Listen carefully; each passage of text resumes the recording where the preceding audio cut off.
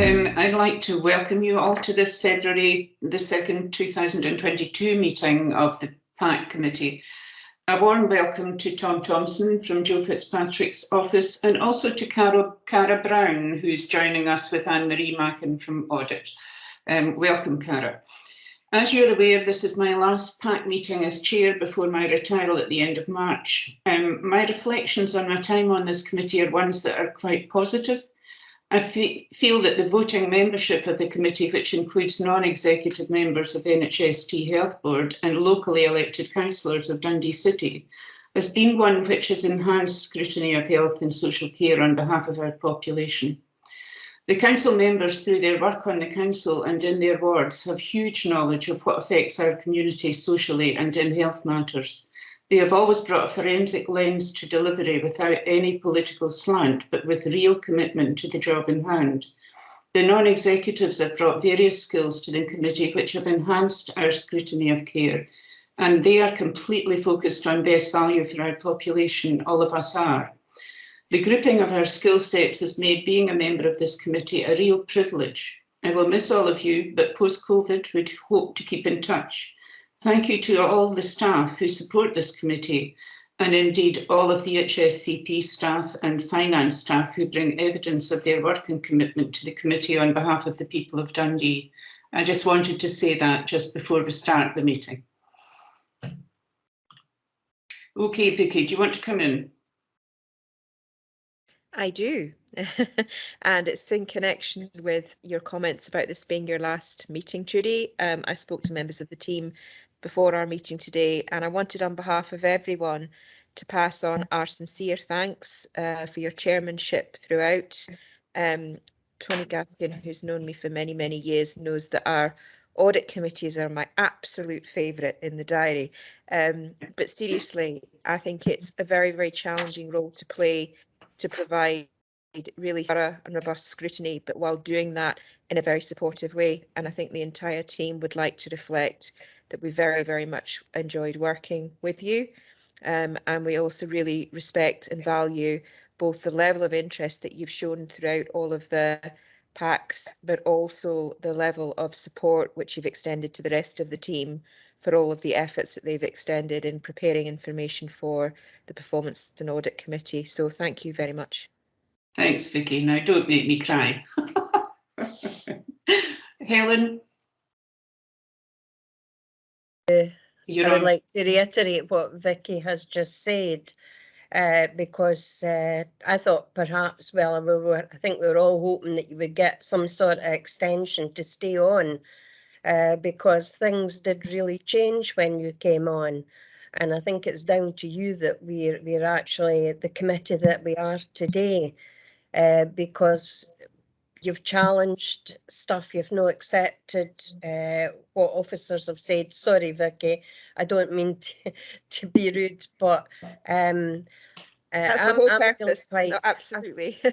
I'm quite sad, actually, that this has happened, and I don't understand why they're allowing somebody as good as you have been to actually disappear, and I hope that's not going to happen. I hope in some forum you'll still be able to keep contact.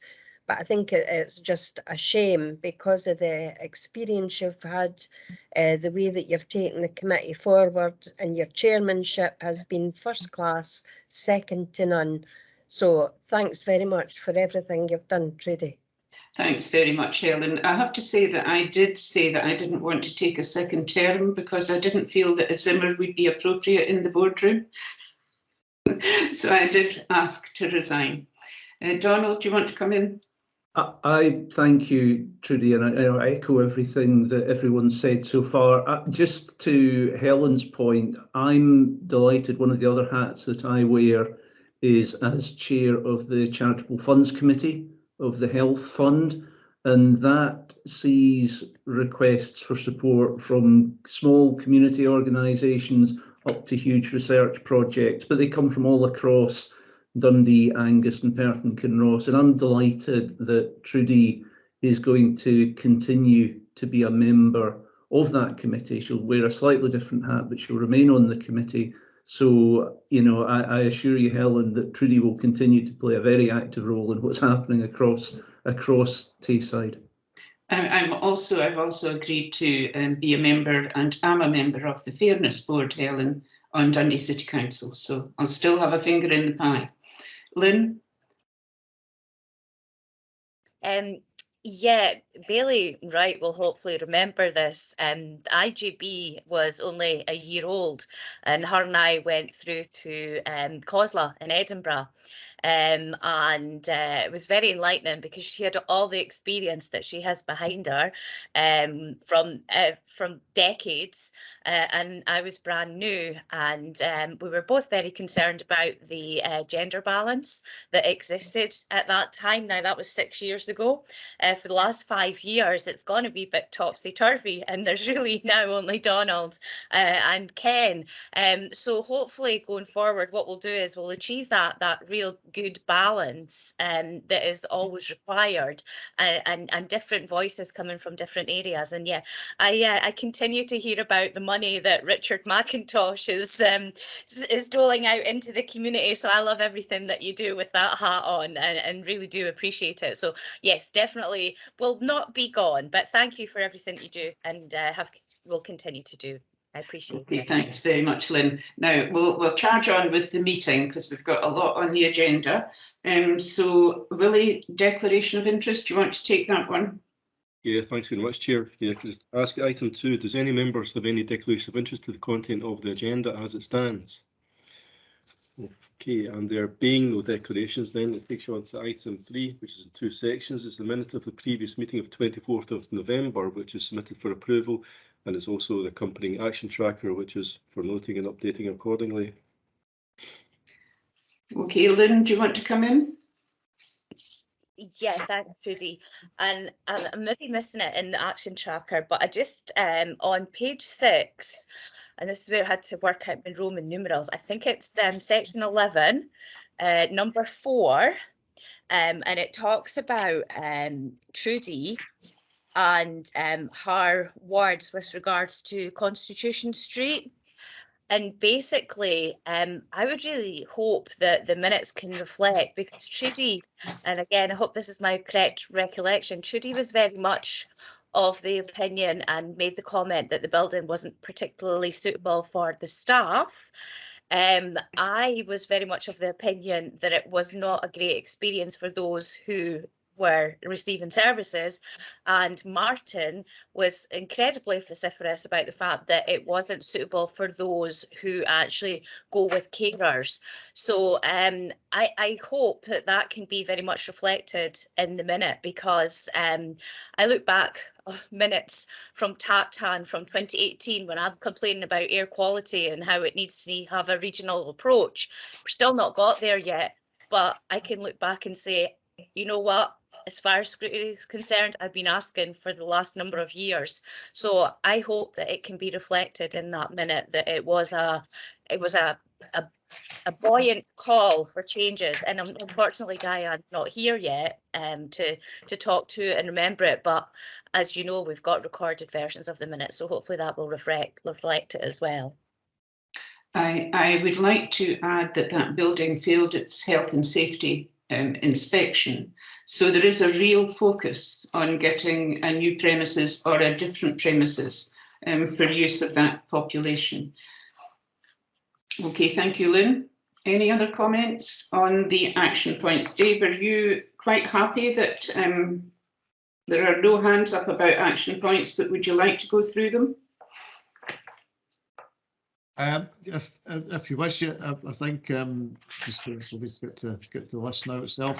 Yeah, just in terms of the action tracker yourself, we've tried to kind of take on a wee, some of the kind of feedback from previous and try to kind of put in the kind of more narrative around the status of some of the actions. So you'll see that, you know, we've got a bit more narrative rather than just in progress. We've kind of put some kind of notes in terms of kind of some explanations around that. You'll see that there's some of the response or some of the kind of actions we've actually kind of deferred because of the COVID response. So as you'll understand over the sort of kind of November, December, January period, the kind of, well, a lot of the kind of managers have been dealing with the Omicron variant and the impact of that on services. So we've had to kind of take a pause on some of these particular actions until we'll be in a better position to provide the information. So I think there's a number. I'm pleased to see there are a number of kind of ones that have been completed from some of the more recent meetings as well. So I think we're starting to get more into the rhythm of this as a management team and other stakeholders around the table. So that's probably what I would want to say. Okay. Thanks very much for that, Dave. The only thing that I have in my notes is that it would be useful to add a further time frame when you've slipped. I know you've slipped because of COVID, but I would quite like to see instead of in progress, because that could mean in 10 years' time you'll be completed that action. I know that wouldn't be true, but it would be useful to say in progress, further update on whatever date, so that we can see an end point somewhere. I think you've done very well to get a lot of the actions completed. Donald, do you want to come in? Thank you, Trudy. And yeah, it's just a similar vein that, I think this is really helpful now. It gives us a visibility that we've been asking for, and I know it's more work. I think it's useful work, so thank you for that. My point, similar to Trudy's, was really just to make sure, look, actions do slip, they have to get pushed out for good reason, but I think it's important that it's visible to us where an action has moved out past its original date, and whether we cover it in the narrative in the right-hand column or whether we simply show both the original date and the revised date in the time frame column, with a strike through the original date, just so that we can keep a sense of what's, what has slipped, and then we can ask about it, and when there's a good reason, as there always is, then we accept that or we push back on it. But no, I really appreciate the work done on that. Thank you. Okay, thank you, Donald. Helen, Bailey Wright.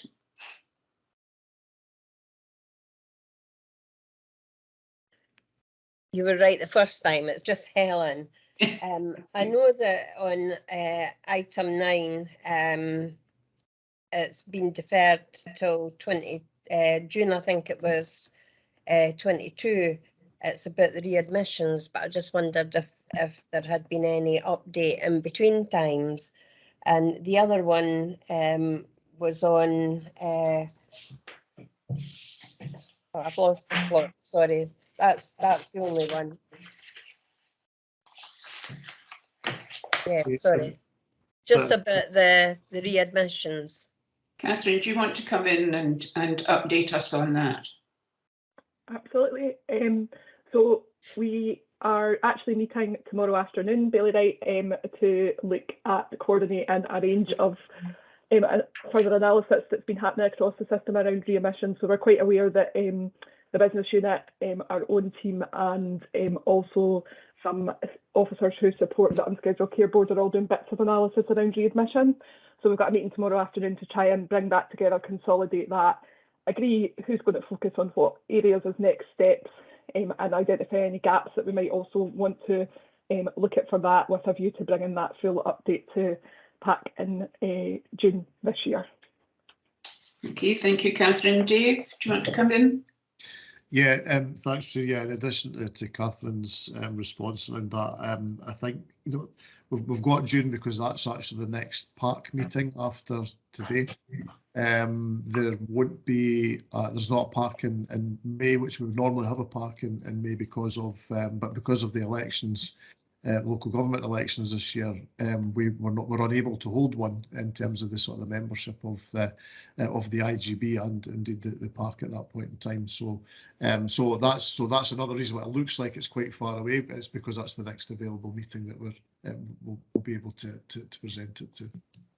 Can I come in on this, Dave, and just say that I have asked, because there's such a gap between now and June for the next PAC meeting, I've asked, because our remit is the health and social care of the population, that we get something to the IJB in between times so that we can keep a finger on the pulse of what's going on, because it would be dreadful if there was some risk, real risk, that we weren't aware of because of the time frame. So I've got agreement from Vicky and Dave that that's what's going to be happening. So I just wanted to update the committee on that.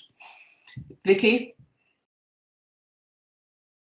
Yeah, it was just to reaffirm that if there are any significant issues, either operationally or strategically, in between meetings, we would, as a matter of course, draft a briefing for IGB members. So it's just to give that assurance to PAC committee members that if there are significant issues, we would do that in any case. So thanks for that, Trudy. Okay, thanks very much, Vicky. Okay, Willie? Okay, thanks very much, Chair. I note that the action tracker has been noted. Can I just confirm that the minute of the previous meeting has been agreed and approved? Yes. Okay, thanks very much. Takes you on to item 4, the D Health and Social Care Partnership Performance Report. Okay, so is that you, Dave, presenting that, or? I'll pass on that one to Catherine. If you Okay. don't mind. Catherine, just before you come in, can I bring in Helen? She's got her hand up. Hi. It was just a question that I had on page 20, and it's about the Coalside ward, and it's the hospital admissions due to falls. So that has gone up, am I right?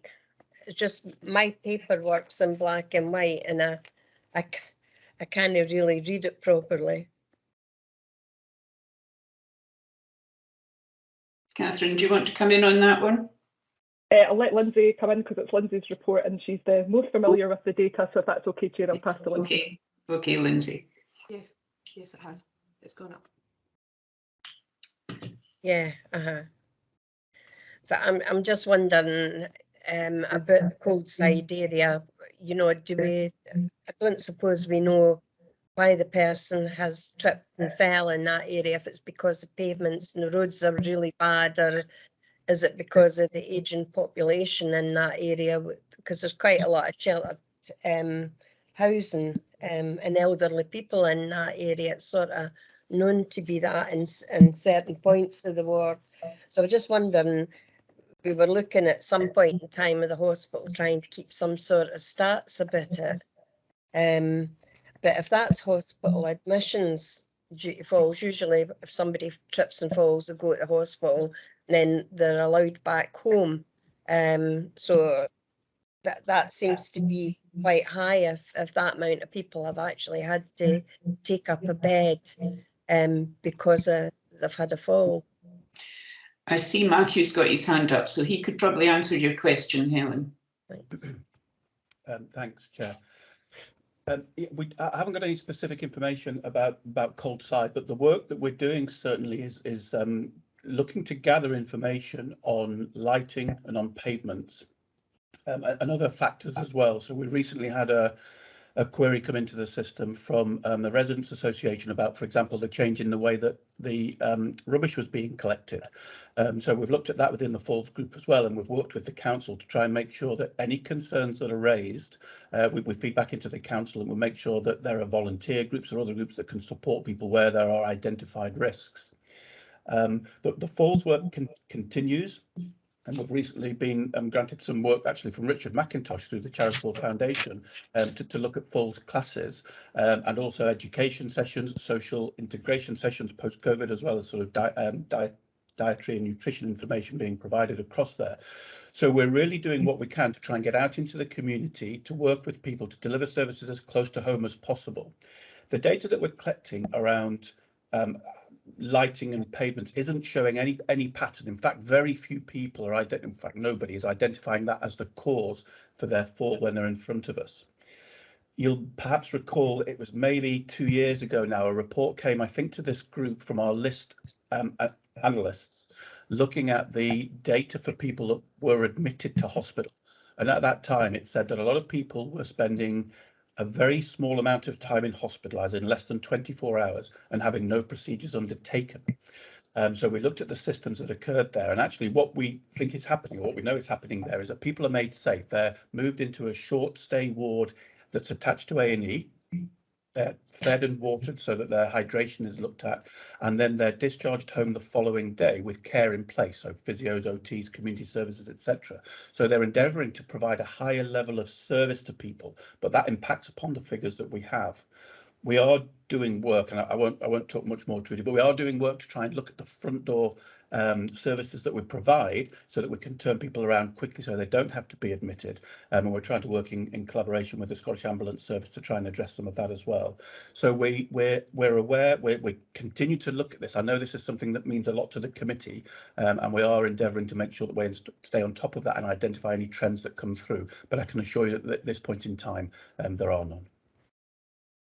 Well, that's really interesting, Matthew. Thanks for that information. In fact, I'll maybe try and look out that that report from 2 years ago, because I have found that interesting. I'm surprised that you're saying that there isn't any indication about lighting, because women in particular, I know, and I know myself, I don't actually go out and walk the streets at night now. I used to go for a walk, because the lighting gets turned down at a certain time, and some lights are out and some lights are in. But sometimes, even in the city centre, I don't actually feel safe walking through the streets. And if you're sort of worried walking through the streets, you're not looking where you're going either, which is something else that could cause a trip. So I was surprised that lighting wasn't an issue in that. But I do know that during COVID, a lot of people, a lot of older people in particular, haven't gone out so much, and maybe it's gone up recently because more people are actually venturing out to try and get back to some sort of normality.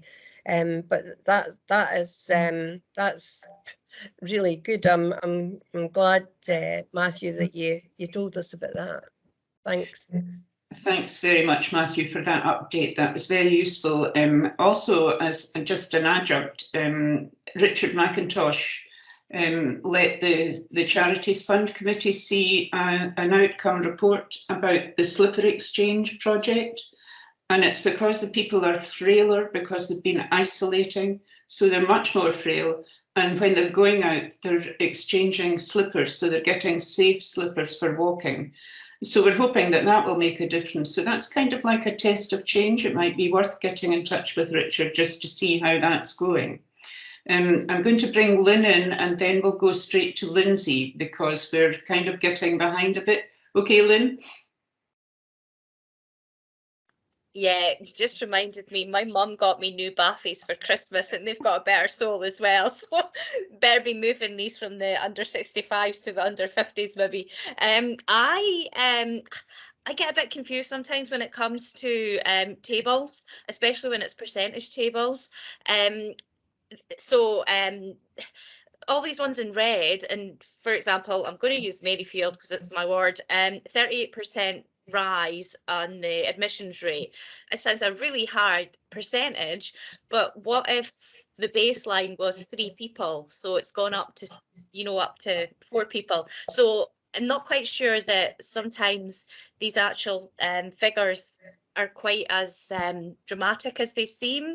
Maybe they are, maybe they're not, but it's just to get a wee bit of a sort of a recognition. And the other thing is, in this report, and sorry if I'm jumping the gun, you talk a lot about the LCPPs, and I recently met with Robin Faulkner, and we discussed about the health and wellbeing networks. And for instance, I didn't know at this point that both Coldside and Maryfield almost had a joint relationship when it comes to that. And I did ask if we could perhaps get to see one of these meetings. And I was told, well, only if all 29 get to see them. And I would have thought that this was something that the IGB could perhaps get briefed on, because ultimately we're the ones that that are responsible for that side of the health and social care partnership. So is that something that we can perhaps bring and be seen or be? Dave, can we take that as an action to take to the IJB at some point? Yeah, certainly. I'll kind of look into that, see what we can do on that one. That would be fine. Okay, I have loads of questions, but I want Lindsay to give a report first. Okay. Great stuff. Thank you very much. Just pulling back up. I was at the table. Okay, so this is this report is to update the PAC on the Q2 performance against the National Health and Wellbeing Indicators, and also the measuring performance under the mitigation indicators.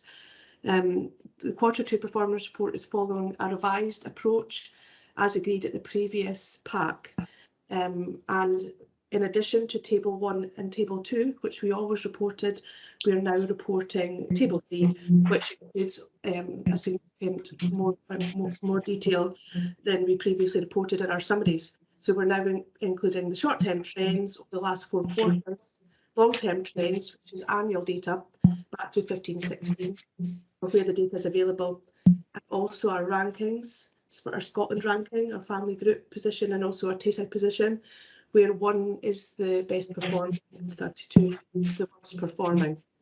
I would like to note that for the rate of readmission data, it's still showing Q1, and that is because the Q2 data was not available from the business unit. And when that becomes available, we will be able to update that data and report to the PAC. So in terms of our performance and how well we're doing, the key messages are in section 5, and it's premature mortality remains high for Dundee. Performance is second poorest out of the 8 partnerships and poorest out of the 3 Tayside partnerships. There's significant variation by LCPP, with the poorest performance in many of the most deprived LCPPs. Performance is poorer than the 15-16 baseline in all or most of the LCPPs for rate of emergency admissions for 18+, emergency admission numbers from A&D for 18+, and emergency admissions as a rate of all A&E attendances for 18+. That said, despite having a deterioration in the rate of emergency admissions for 18+, performance is still the second best out of the 8 family group partnerships, although performance is still poorest out of the 3 Tayside partnerships. The number of emergency admissions from A&E has increased over the last 4 years, although the number of emergency admissions as a rate per 1,000 of all A&E attendances has decreased over the last 3 quarters. I said the last 4. I said last 3 years. I meant to say the last 4 quarters. The rate of emergency bed days for 18+ has reduced since 15-16, which is an improvement, although the rate has been decreasing over the 2021 calendar year. Performance is best in the family group and second out of the 3 Tayside partnerships. In terms of last 6 months spent at home, 91.4% of time was spent at home or in a community setting, and that is higher than the 15-16 baseline, which is an improvement. We've always sat about the same for that one. When I say there's variations, the variation isn't significant, and all of the partnerships in Scotland sit about the same. So, but if we were going to rank ourselves, we would say that we were best out of the 8 family group partnerships and second out of the 3 Tayside partnerships, but it's very, very close. The rate of hospital admissions due to a fall for age 65+ is 31.3% higher than the 15-16 baseline, and is higher in every LCPP. The rate increased between Q1 and 2, however, is the poorest of the 8 family group partnerships and poorest out of the 3 Tayside partnerships. The percentage of care services graded good or better in care inspections has deteriorated since the 15-16 baseline, and we're going to be discussing that on the agenda today. And the rate of bed days lost to a standard delayed discharge for age 75+ is 30.6% less than the 15-16 baseline. There were improvements across every LCPP except in the ferry. And the rate of bed days lost to complex delayed discharges for age 75 plus is 36% less than the 15-16 baseline, with increases across 3 LCPPs in Lochee, West End and the Ferry. Performance has, however, deteriorated over the last 4 quarters. And finally, the percentage of health and social care resource spend on hospital stays where the patient was admitted as an emergency was 5.8% less in 2020-21 than in 2015-16, which is positive. Thank you very much, Lindsay. Now I'm going to go through my questions first and I'll bring Donald in.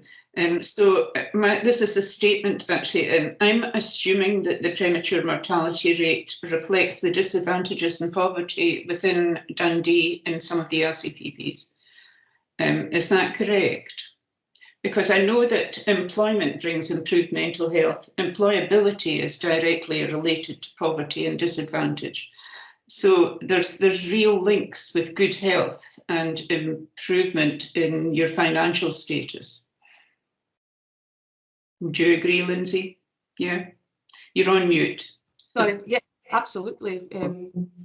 That is the other one, my other question was about the deterioration in performance in emergency admissions since the 15-16 baseline that is not related to COVID. Can I ask, is this related to respiratory disease or what is it related to? Okay, we don't receive that data broken down, but if we would like to focus on that data and have a deep dive, then we certainly do that. It would be useful to understand that. My other point is in bed days lost, including the Code 9 complex cases, it could be useful to share Lynn Mormon's reports with the voting membership of this committee, which gives a really clear account of the work ongoing in this area. Our staff, your staff, I'm saying our staff, it's not my staff, but your staff are certainly working very hard to reduce this, but it's useful to know that staff absence, staff isolation, sickness and care homes having to react to instances of COVID is affecting the ability to safely move people out of hospital with appropriate care packages or places. My other point is at 5.2 in the Q2 data, can we have a time frame for this, for getting this data? Because at the moment it's just a quality issue and we're just waiting for that data to come back. So it would be useful for this committee to have a time frame to be able to see that. My question also was kind of the same as Helen's about the readmission rate. Did it reflect the larger population in the older age group in the ferry? That's all of my points. Okay. Okay, Lindsay, I don't think there's anything really to comment on there. So I'm going to bring in Donald, then Vicky, then Lynn. Thank you, Chair. I mean, it's an interesting report as always, and it's something that I certainly find useful to work my way through and try to understand what the trends are, where we're perhaps out of step with other areas. And I think the national indicators is useful. I share the concerns that others have raised around the falls rate, the admissions due to falls. And if you look at the comparing us against each of the groups, you know, we're 32nd out of 32 in Scotland, we're 8th out of 8 against our comparator group, and we're 3rd out of 3 within Tayside. So it does feel like it should be something of a real concern to this group. And, you know, we need to, Matthew talked about some of the work that is being done around that, but I think these hard numbers just illustrate the point. The other one that caught my attention was, it was immediately below that as it happens in the table, was around the percentage of care services that are graded good or better in care inspectorate reports. And again, we're 29th out of 32 in Scotland. We're 8th in the family group out of 8, and we're 3rd out of 3 in Tayside. So I think that's another area where, you know, this committee should focus. And my final point, I'm always interested in localised swings between the local partnerships. And the one that caught my eye was around delayed discharges, bed days lost, where the trend is downwards everywhere. Certainly for standard discharges, it's down everywhere except for the ferry, which has gone completely the opposite direction. And, you know, why is there such a variance between the ferry and everywhere else? So these were my 3 points. Okay, Vicky, can I bring you in now and then I'll bring Lynn in? Yeah, thank you, Chair. And it was, I know that you said that we didn't necessarily need to make comment in terms of these observations and questions, but it was really just to offer some reassurance. And you may not have seen the chat yet, Donald, but Catherine's confirmed we're bringing a full delayed discharge management report back to the next pack. So we will be able to, if you like, present much more detailed information in respect to that question. So we'll endeavour to do that. And likewise, I think, as Matthew's alluded to on the falls figures, it is an area that gets quite a lot of concentration and scrutiny just to really try and get underneath the issues which might be presenting. And therefore, I think it might be worth us having a slightly more detailed look at that at our next meeting as well. And I'm sure we can do that as a result of the group which already convenes to look at that data. My main point though, Trudy, was in connection with your observations about change to emergency admissions. And again, I think this is an area which is worth looking at in more detail as a management team with our unscheduled care colleagues. I think it's fair to say that, if you like, the duration of the pandemic has quite significantly affected some of our more planned care pathways. And I think ultimately that will result in more people entering into the acute system through an unscheduled care route, which has bound to have affected the figures. And certainly the people that we are then subsequently supporting in terms of discharge home, the majority of people that we are seeing coming through the acute sector now are in less good condition and are frailer, which would indicate that that's as a result of having their health and social care needs met throughout the pandemic. And also some of the comments that we described earlier in terms of the impact of social isolation on health. So these are all areas where I think we had predicted level of change. But the good news in all that, if you can take any good news from it, is the continued improvement we've seen in the bed days lost. And that indicates really strongly that the partnership is doing all that it can to ensure that people are brought back into their own communities and are supported to do so. So I'm very glad that we've continued to see change in that respect. But as I say, we're continuing to work on these areas to try and get a much better understanding of what lies beneath them. And as we find the details of those issues, we'll bring them back to PAC. Thank you, Vicky. Lynn, can I bring you in and then Tony? Yeah, thank you. My concern is the fact that it's incredibly obvious that this has got a lot to do with poverty within our communities. And what are we doing? I mean, it's all very well discussing it with the LCPP, but I think we need to be much more proactive. We see constantly the child payment is being doubled. We seem to put a lot of emphasis on families, and that's something that we as a political group of 29 have the control to have these conversations. Because the IGB is almost hidden, and this park is something that's very far away from it, I'm notorious for being in the telly, and one of the reasons I'm in the telly is because it's an open door. You can speak to your voters through the telly or down the radio. Where are we putting out the messages about there's a slipper exchange?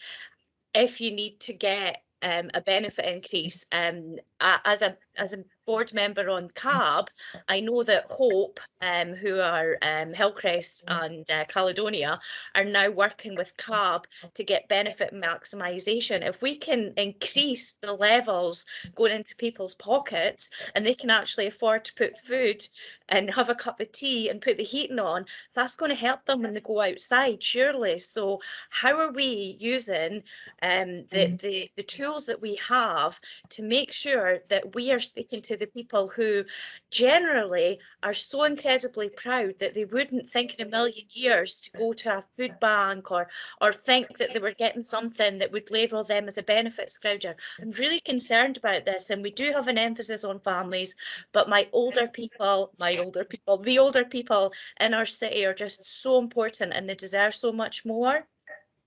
Lynn, I think we're veering away from the PAC thing, but I would like you as a councillor to take this forward, because we did speak about having information on bus stops for people, so that you're not actually forcing them to go to benefits, but you're putting the idea in their heads. So I'll leave that down to you as a councillor to bring up, because it was a good idea to have it on these electronic bus stops. Go to whatever.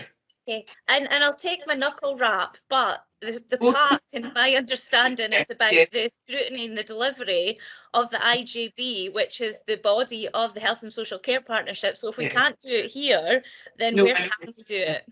This was not a knuckle wrap. This was just a request. Please take forward what we spoke about at the Fairness Commission to the council to see if we can get this onto bus stops, which would help. Tony? I'm afraid my point's much more prosaic, Chair. It's just picking up Donald's point around the variation that I think it was Broughty Ferry, and it's I think Dundee is to be commended for the fact it's always trying to improve these performance reports, and elsewhere certainly the health board members would have seen some of the active governance work, which was talking about interpreting data and using run charts and all that type of stuff. And there is when you get down to that granular level, by area, you get what's called the tyranny of small numbers, in which, two people trip over and all of a sudden the data's going all over the place. And I don't know whether there's any way that Lindsay and Catherine, I think it's going to be very difficult in this, but it's just thinking moving forward. If there are obvious data points, maybe having a bit of a think in advance and saying, well, is that statistically significant? And I wouldn't go into that with this committee, much as I'd love to. It's my pet subject, but there is that thing about you can actually interpret that data and say, well, is it two people and that's enough to distort the data, or does it look like there's something going on? And that's just an improvement for the future. It's certainly not a criticism. It's just, always these things, if we can head off those discussions and apply some kind of statistical significance, not in a way that gets into p-values or whatever, but just gives some kind of assessment of, does this look like a thing, or actually is it just a couple of folk, and that's just a variation you expect with any kind of pass-on process. Sorry, I've gone all statistical. I'll just stop there. Okay, are there any other? Oh, James Cotton. Can I bring in James? Yeah, Tony, I think that's a really, really valid point, and it's something we struggle with in looking at healthcare data all the time about when you look at very small numbers. I think looking at the report, I think sometimes narrative is really important, and although we've got some trends and some comparators, actually just having a little bit of narrative data around it so that we are assured as a board that the data's been looked at and it's understood, and that the actions from it are in context, because with all of this data, context is always the most important thing. So I think that would, from my point of view, reading this, if this was an academic paper, you'd want the context brought out on this. So it is a good paper and it's very helpful, but I think the narrative is really important, and we're thrashing that out in this conversation. Thank you, James. Any other points to raise? Okay, Lindsay, thank you very much for a very good paper. A lot of work gone into that. Thanks very much. Willie, can you go through the recommendations? Yeah, thanks very much, Chair. Firstly, you're asked to know the content of the summary report, Secondly, you're asked to note the performance of Dundee Health and Social Care Partnership at both Dundee and local community planning partnership levels against the National Health and Wellbeing Indicators as summarised in Appendix 1, Tables 1, 2 and 3. And finally, to note the performance of Dundee Health and Social Care Partnership against the measuring performance under integration indicators as summarised in Appendix 1, Table 3. Okay, thank you. We'll go on to item 5, Willie. Yeah, thanks very much. Item 5 is the National Indicator 17 Inspection Gradings Analysis. Okay, who's presenting that one? I'm starting today. So, okay, thanks, Catherine. Helpfully, Donald highlighted this in his questions about an area of concern, and that was obviously picked up previously by this committee, I think back in November last year. So we have had an opportunity now to do a deeper dive around the data for National Indicator 17. Lindsay's undertaken that primarily alongside our social care contracts colleagues, who obviously have a lot of information and intelligence around particularly our externally commissioned services. So the first part of the report, section 4, just provides a general overview of the indicator, how it's calculated, and our overall performance over the last 3 years. So we've looked in detail at the last 3 years of data around inspection gradings, and over the period of integration, we started off about 88%, and we've fallen now to about 80% of services in 2020-21, against a national figure of 83%, although I would say that these are again small figures, so a couple of services can make a big change, it can make a big difference in the percentage figure. So although we're poorer on the national picture, that is not by a significant amount. Should also treat the information with a little bit of caution, because during that 3-year period there were changes in inspection methodology and also in the conduct of inspections due to COVID as well. So some of the data, the gradings approach has changed over those years, so we've got to take that into account as well. So Lindsay has had a really thorough look at the data, has had some communication with the Care Inspectorate around the detail behind that, which we're not able to publish, but Lindsay has had good discussions with them. And essentially there is no clear trend or explanation for the deterioration in performance over those 3 years. The biggest deterioration has been in relation to care homes between 2019 and 2020, and obviously that was pre-pandemic, but we would point out that that also coincides with a change in inspection methodology, which can, as we know, those approaches can lead to all services coming down a bit or going up a bit depending on the impact of that change in methodology. Care at home services had a smaller deterioration between those years, and mostly that was in relation to management and leadership issues. We didn't have any care homes which appeared in the poorer grading in kind of categories across all 3 years, and there were 2 adult care services. There was only one who received a poorer grade in all 3 years in the adult care services, and there's some narrative in the report about the circumstances around that and the work that's been done with them since. So overall, there is no clear trend or explanation, and from that perspective, the second part of the report goes on to provide some assurance to the committee around the range of ways in which we continue to monitor quality of adult social care and social work services across the partnership, and particularly to provide some assurance that we are not relying only on this indicator, and certainly not only on the annual reporting of this indicator through national mechanisms. So it goes on to set out in section 5 a number of ways that the social care contracts team, clinical care and professional governance groups and operational managers monitor the quality of services through mechanisms such as inspection gradings, but also complaints and our contract monitoring processes, and other aspects of liaison with the Care Inspectorate as we go through the year. That also highlights within that a couple of areas where we do absolutely think, having done this piece of work, that we could improve some of our ongoing approaches. So the social care contracts team are keen to work with the Care Inspectorate to re-establish processes we had in pre-COVID around our staff being more immediately involved in inspection feedback meetings, and we're working with Matthew Kendall and his lead role around the clinical care and professional governance group to strengthen the way that inspection gradings are reported to them throughout the year, so that they can more meaningfully scrutinise that information as well. So that's as much as I would say by introduction. I don't know, Diane or Matthew, if there's anything you want to add from clinical care kind of professional governance perspective around particularly the second half of the report. Diane, do you want to come in? Thank you, Chair. Yes, I would be delighted to come in, probably not quite in the way Catherine suggested, but if I start with something different. I think care homes actually, while we've had the care inspector gradings, actually care homes have probably been under more scrutiny than they have ever been in any other period of time. So throughout the pandemic, the care home oversight group met at least weekly in terms of the work that it was doing, if not kind of daily in the very early days of the oversight group being established.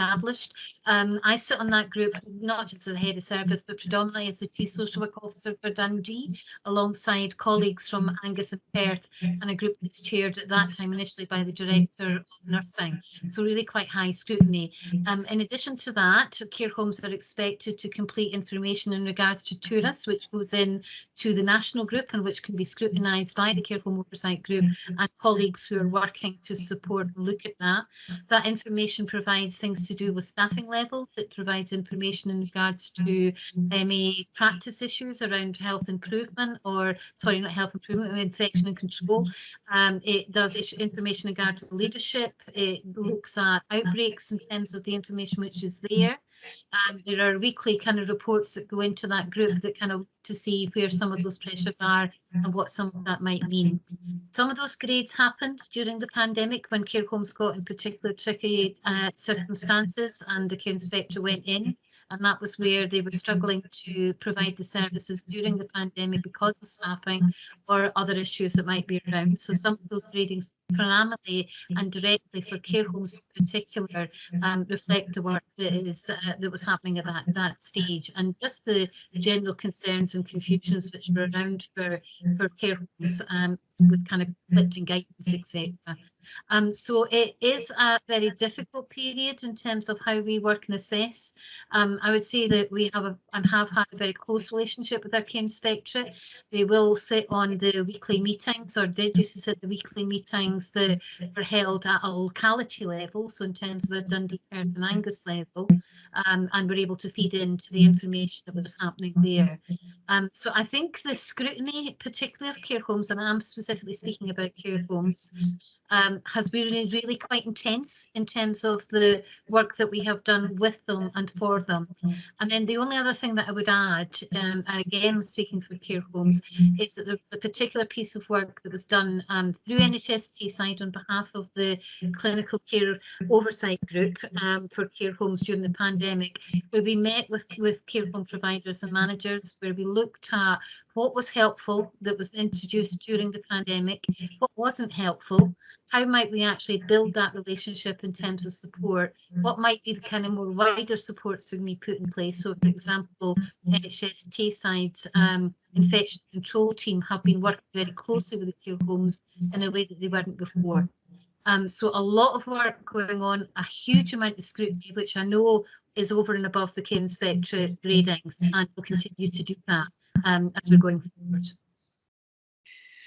Thank you very much, Diane. One of my points was about the scrutiny, and I'm pleased to hear about the care home oversight group, because I'm chair of care governance, as you know, and we own that risk. It's risk 880 on the NH&SCP side, and it's very important that we see the data. So I'm assured now, or reassured now, that definitely we are seeing the data. My other comment is on the staff level in care homes. I mean, the scrutiny is intense, and it is difficult as a staff group to always have that scrutiny. We see it in other areas of the service, and it is very difficult, but it would be really good to focus more on perhaps a career development for people who work in care homes or in the care sector. I've always banged on about this throughout my time, and it's an opportunity to raise it, to make care a career rather than a job. That's my only other comment. I'm going to bring in now Bailey Wright and then Donald. Okay, thank you, Chair. My questions are on page 44 and 45, and it's really about other adult services. I know we get uptight when something falls into a 2 category, which really isn't very acceptable. But I'm just wondering, I mean, the 2s there are the inclusion group and transform community development. I was just wondering if there was another reason why they had fallen into a 2 category. Was it because COVID that weren't able to operate at a certain level, or was the service poor?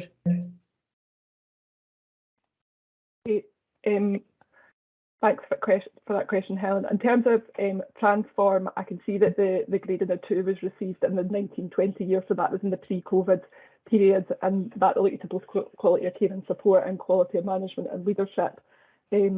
So that wasn't related to COVID, that will have been related to other aspects of the service, but you could also see from the later tables that those gradings would have improved in the following year because they don't appear in the later table. So there must have been support to rectify that position with them, and they've obviously been able to achieve better gradings in the following years. The inclusion group is the one service which did appear in the poorer gradings across all 3 years, Helen. And I'm just looking for the paragraph. So at paragraph, sorry, let's scroll in, 4.4 of the report, there's an explanation there about the support that has been provided to the inclusion group across a number of years by operational staff, social care contracts team and the care inspectorate working collectively with them through a kind of focused support group, which has led to an improvement in grades, which, you know, that continues to be monitored through the contract process, as we would with all other services now. So we've come to that stage where there has been a level of improvement where we've moved back to a more routine monitoring position with that service, and they have always engaged well with us around that improvement activity. That explains it. Thanks for that, Catherine. Okay, thank you, Helen, for the question. Donald? Thank you, Chair. A couple of questions on the report, if I can, please. And you know, it's really useful to get this sort of deep dive, so I do welcome it. My first point was on, and it's in paragraph 5.2, where we talk about prior to the pandemic, the social care contracts team were routinely invited by the care inspectorate to inspection feedback meetings, and that appears to have stopped during the pandemic. And I mean, I suppose I just question why, because I would have thought that's a really useful insight into what's happening on the ground in care homes, and to be involved in the feedback. Now, I know we stopped doing physical meetings, but I would have thought there might have been other ways that we could have continued to be involved during the period, and certainly I would have thought it's important that these meetings do resume just as soon as they practically can, whether it's physical meetings or online, because I think that does give us a really useful insight. So that was my one question. And the other was really just, again, looking at the ratings against the various headings, you know, quality of care and support, quality of staff and quality of management and leadership. I think the one that I focused on was the quality of management and leadership. And there are very few 4s in that column, and there are lots of 3s and 2s. And to my mind, if you get the management and leadership in place, then a lot of the things around quality of care and the staffing will follow on from that. So my question really is, bearing in mind that these are third-party providers, what can we as an IJB do to encourage an uptick in the quality of leadership and management in those homes? Hey, thanks, Donald. So on the first point about feedback meetings, it's just to reassure you, it's not that we're not getting any feedback around what has been shared with the services, it's just that we're perhaps not getting that first hand at the point it's been shared. So, but quickly afterwards we will receive that. but we agree, and obviously that's something we've identified that we would like to re-establish that approach. And although there have been far fewer inspections over the last year, it's still useful for any that take place for us to be involved as early as possible, and to follow that up with the care inspector. It's obviously a priority for us, so absolutely agreement there. In terms of the quality management and leadership, obviously the social care contracts team working with operational managers have a role in supporting that, and we have had a big focus during COVID, but obviously previous to that as well, around provider support and sustainability and some of those management and leadership issues. I think it also relates to wider conversations about the value of the care sector and how we attract the best possible candidates into posts, including management and leadership posts in the care sector in general, and can work with them around that. But we have a range of mechanisms. So we have provider forums, for example, where managers and leaders in the sector come together to have discussions, and we support that with kind of developmental inputs, as well as discussions and information about kind of topical issues for the sector. So there, we are working round about that, but I think that would be reflected across other areas as well, and some of it relates to wider issues that are being discussed at the moment around the care sector and the valuing of that workforce and how we better support professional development, etc.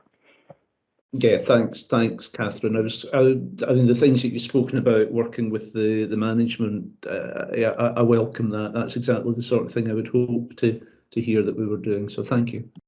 That goes to my point about professional development and career progression and opportunity.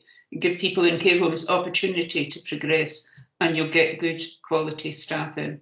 And not that we don't have good quality staff, I'm not saying that, but you will give opportunities to staff, you'll get people wanting to apply. Tony? Thanks, Chad. A couple of points. The first to make is that we have audit progress report later, and you'll know that this area is covered in one of our audits, or at least partly so. And we'll be picking up some of these issues. Now we'll pick up some of the comments around leadership, and we'll use some of these reports. I think the second point is a more general assurance point, which is every external report that gives you, if you like, bad news potentially represents a failure to identify and address something before it got to that point. And it is a slightly different culture. I mean, these things, generally in audit terms, we talk about these as the third line of defence. So if it gets to the third line of defence, your first two maybe haven't worked as well as they could.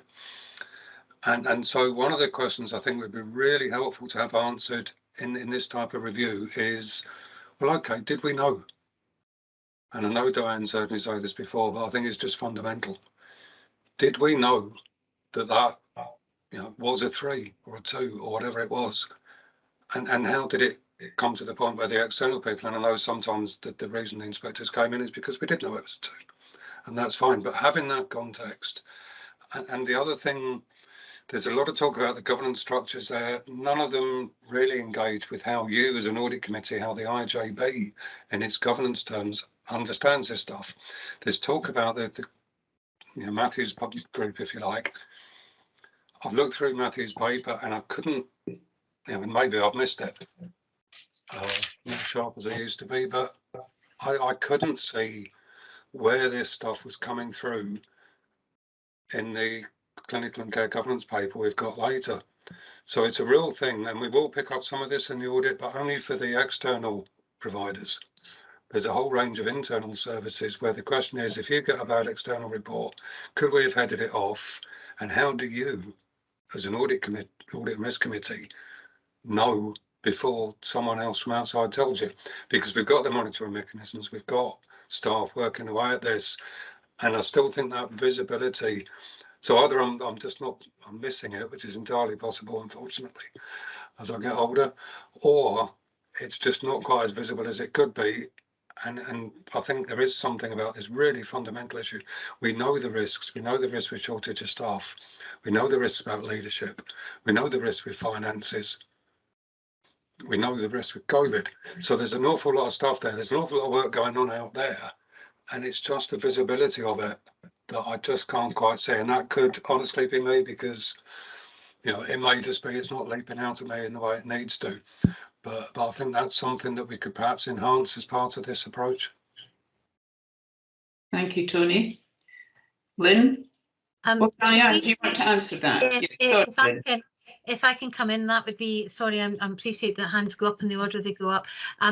Tony and I, as he said, have had many discussions about the impact and the use of external inspection, and we actually probably agree on more, but choose to take a particular focus in terms of how we view it. I just wanted to give a little bit of reassurance. So after we had our last performance and audit committee, and this issue was raised, we have actually spoken to Contact's team to look to see actually getting reports that come through. Now, there might be an element of retrospective need to look backwards at some of those services, like the inclusion group level 2, but we have actually asked in future for information to come to clinical care and professional governance. I think the difficulty, and we will raise this at the CCP paper, is that we're now running 2 months behind with our clinical care professional governance papers coming to this group because of the order and the timing of meetings. So we should hope to start to see that future meetings coming through in terms of that paper. So just to give you some reassurance. Thank you, Chair. Okay, thank you, Diane. Lynn, sorry to hold you up. No problem at all. This is by no means a political question, and it's just a coincidence that we're currently having discussions about national care services. And this is my logic and naivety more than anything else. The last time I knew someone that was in a care home was my granny 25 years ago. So I really don't know the ins and outs of all of this. And we live in Dundee, which has political walls, but are we this is one where we don't actually gauge the service in the city compared to other areas. So in the last report, Lindsay talked about where we were in the sort of table of our 1 in 8 or our local family group with Tayside. You know, if I'm a layperson picking this up and looking at it because I've got someone who's going into care, how do I know where to put the person based on there? Could it be that they're actually better going over to Newport and being over there? Where is the kind of the comparators? And are we as Dundonians getting the best service, especially from the national ones? So a lot of these companies that I see down there are on a national platform, and do you go into Perth and get a better service from a group who are based in Perth because the expectations are higher compared to a service in Dundee because if that makes sense. Catherine, do you want to come in on this? Yep. So the comparator data that we are able to publish is included in the quarterly performance report. So we cannot name partnerships because we're not allowed to do so for information governance reasons, but we can give you our rank. The Public Health Scotland publish on an annual basis named data, so a member of the public would be able to access that on an annual basis through Public Health Scotland. If they were particularly enthusiastic, they could work it out from the published inspection gradings throughout the year, but I doubt that many people would wish to do so. So on an annual basis, people actually are able to access that, and we give you it in an anonymous way on a quarterly basis as part of Lindsay's report. So that is available. Probably for most people, it would take a bit of time for them to find it on the Public Health Scotland website, but that is out there in terms of allowing people to make comparisons. And as I say, throughout the year, public inspection reports are published, and there's a searchable database on the Care Inspectorate website. And I think that is what most people use when they're trying to make those kinds of decisions about care, whether it's adult care or also in children's services and nurseries, those sorts of things, in terms of accessibility. And that's where we would point people to if we get queries in relation to quality of care. If they're trying to make those sorts of decisions, that would be the areas that we would signpost to as well, Councillor Sharp. Okay, thank you. I mean, the last thing I would want to see is like the type of school tables that we had in Times last week. I would hate to see that, but you know, just some kind of comparison. But thank you. I'll look these things up, and then every day is a school day. We're learning all the time. Thank you. Appreciate it. But the key point, Catherine, is that you can point members of the public in the direction of getting that data so that they can make an informed decision. Yeah. Okay, thanks very much. Any other questions? No, I don't see any. Willie, can you go through the recommendations? Yeah, thanks, Chair. Okay, firstly, you're asked to note the content of the report. Then asked to note the analysis of performance against National Indicator 17 contained within Section 4 and Appendix 1. And finally, you're asked to note the range of mechanisms through which the Dundee Health and Social Care Partnership monitors the quality of social care and social work services on an ongoing basis, both for internal services and those that are externally commissioned, as outlined in Section 5 of the report. Okay, are we happy to note then? Yeah, lots of nodding heads. Okay, thank you. Now we're on to page 49 of our papers, the Integrated Joint Board Internal Audit Plan Progress Report. I think Tony's going to take us through that one. Well, indeed, thank you, Chair. I think we've covered the most exciting part of the whole thing, which is the audit that was asked about last time. So I was asked for clarity on what was meant by viability, and just to be clear on that, I've had the assignment plan. That one's been done by the council's external partners, so they commission work from a private company, and that we've had a very positive discussion, shared our thoughts on that. And to assure this committee, when we're talking about viability, we're not just talking about financial viability. There's an aspect of that, and that's important, obviously, but we're also talking about the things we've just discussed: workforce viability, essentially the ability to provide a service to the level that we would want for the people we care for, and that the service, the service that the IJB commissions. So we will be looking, at these very issues that we've discussed with Diane, which is how we as an organisation know that these bodies are fit for purpose and able to provide decent care, not just now, but some kind of long-term thinking. That becomes slightly more complex because they are private businesses with their own structures. We can't enforce that on them, but we can ask the question: how do we know they're going to be able to provide the service?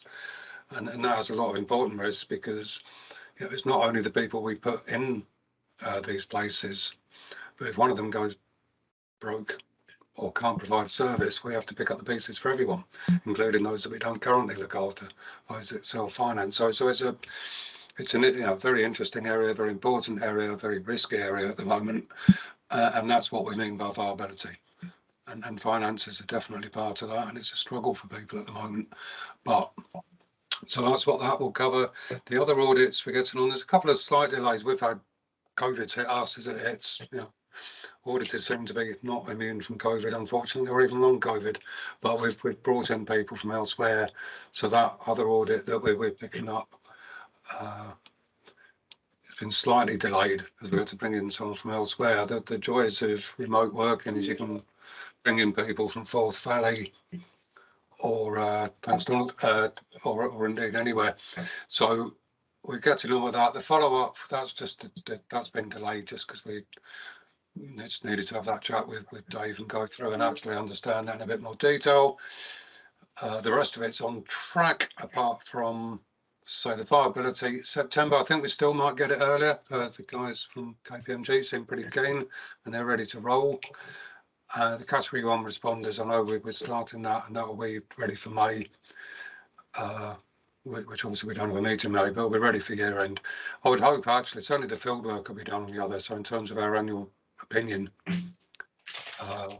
we'll have the ability to provide an opinion on the adequacy and effectiveness of controls, both in terms of the work that we hand to Dave to do, which is an enormous amount of work, and will be no less this year, and the work during the year. So we're on track, and I would hope we get that provider one, but that's something we'll need to discuss. But we're certainly ready to roll, and I just wanted to wait to this committee before I pushed the button on the assignment plan for that one, just in case anything cropped up, because I didn't want to agree an assignment plan and the audit committee had some urgent desire to look at some particular area. And I think that leadership's a good example, so we'll pick up on that, and I'll add that to the assignment plan. But apart from that, we're on track, and happy to take any questions you may have.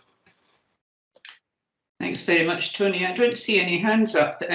Talking about your third line of defence in the previous papers and things, I'm thinking, if in between all of the inspections and the oversight and everything else, there is a feeling that the quality of care has really plummeted in a particular area. What do we do? I'm going to ask a question of Diane, maybe. Hi there, happy to come back in on that one. So we have had a number of options open to us when care does reduce.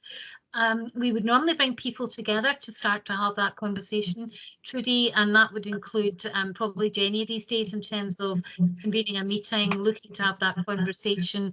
We look to see what options we can have in terms of support for them, so what input can we put. We'll also make recommendations, and I have to say we have a very good response from our providers. Will agree not to admit people, for example, into the service. Some areas would describe it as an embargo. We tend to get a voluntary and consensual agreement to do that. We'll have regular discussions with them. Sorry, I'm getting a bit of feedback. I think other people might have to, yeah. We would have regular discussions with them. We have agreed, for example, that they'll bring people in to look at the service to see how they might need to improve. We do have sanctions and have had sanctions in the past where we can refuse to provide top-ups, for example, in the service. But our view quite often is that taking funding away from people is not the answer. If actually you've got a home in difficulty, you need to ensure that they have the resources that they need in order to get that work done and to support it. And when we decide and move back into a position where we're actually agreeing to start to refer people to that service, it would be a mutual agreement. So our care homes and our care services tend to work very closely with us on this. They understand the importance of doing so. They understand the importance of a common position and reporting arrangements, so that it's clear that we're all working really hard to kind of support them. There are other sanctions, for example, and you'll be aware that in the past we've made decisions to stop funding and actually worked with the care home either as part of a closure agreement plan, or we've moved individuals to other areas. But again, we've done that generally in consensus with the services.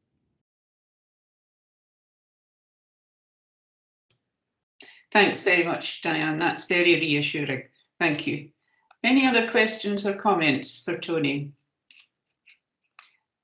I see Pat, although she's an observer, I'm going to let her come in. You're on mute. Yeah, I'm just observing, but that was a very interesting discussion, and it's not one that I've had on an IJB before, a performance committee.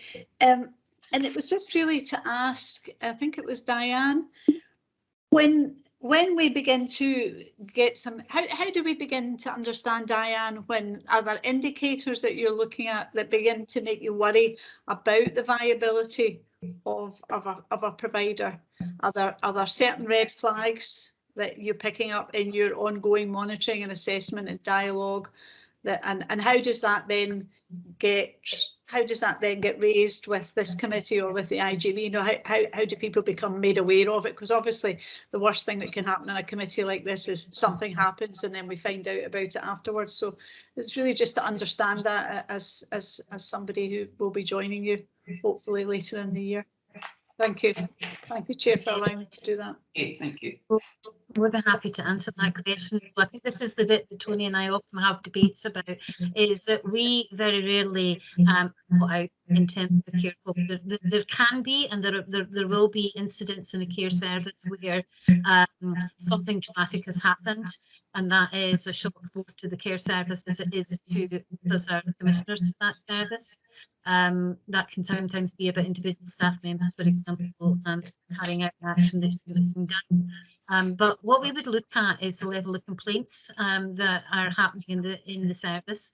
We also have a database where we collect information that is related to complaints. It's work that we did many years ago with with a university down in England, and my mind's going a blank, but it's called Early Indicators of Concern work, where we gather information about complaints. Tony's absolutely correct. One of the biggest indicators of a service in difficulty is when you start to see a management issue. either managers, lack of managers, or rapid changeover of managers, because the culture is led from the top, and the kind of controls and scrutiny is led from the top. So you will start to see concerns around that. We also do reviews of people who are in care services, and those reviews will pick up issues. Usually they should include family members if family members are involved. So they will also give indicators of concern. We have a dedicated review team in Dundee, which works across care home services. So that means that you're getting a continuity of both data gathering, but also assessment and review of the services which are out there. Again, that is specifically to care homes. We've had that in place for a number of years, so we have a really good understanding of the issues in our care homes.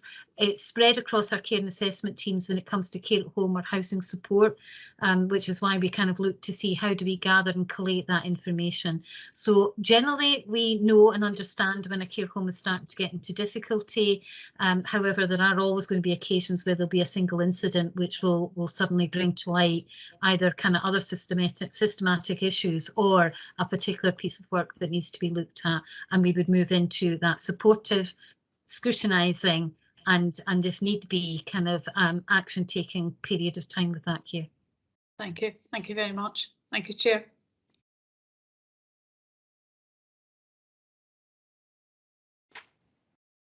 It's now 11:22. I wondered if you wanted a 5-minute break just to stand up, get a cup of coffee, and if we come back at 11:30. I'm seeing lots of nodding heads, so go and enjoy your coffee. If I may, Chair, I'd just like to go at this point. I've got another meeting, if you're okay that I leave and attend that one. And I'd just like to thank you myself for your support. If I don't see you again, thanks for your support over the years. Thanks, Lee. I've actually learned an awful lot from you throughout my time on the board. Thanks. I'll just say the same stuff over and over, to be honest. Before Tony goes, can we confirm that we're agreeing to note the content of this report as per as recommended? Yes. Okay, thanks very much. Everybody in agreement? Yeah. Okay, thanks very much, Tony. See you later. Bye. Okay, 11:30 we come back. Okay, thanks very much, Chair. Item 7 then before you, the Governance Action Plan Progress Report at page 55 of your papers. Okay, Dave, is this yours? Yeah, I'll take the committee through this one. So yeah, the kind of regular update in terms of our progress around delivering on our governance actions kind of presented. So we've managed to move another kind of few things on in terms of kind of getting those to completion. And there are also a number of other ones that are kind of hopefully by the next committee will be kind of moved on as well. I think the only real thing of note to kind of to raise to the committee's attention is on page, if my screen will move, 66, I think it is.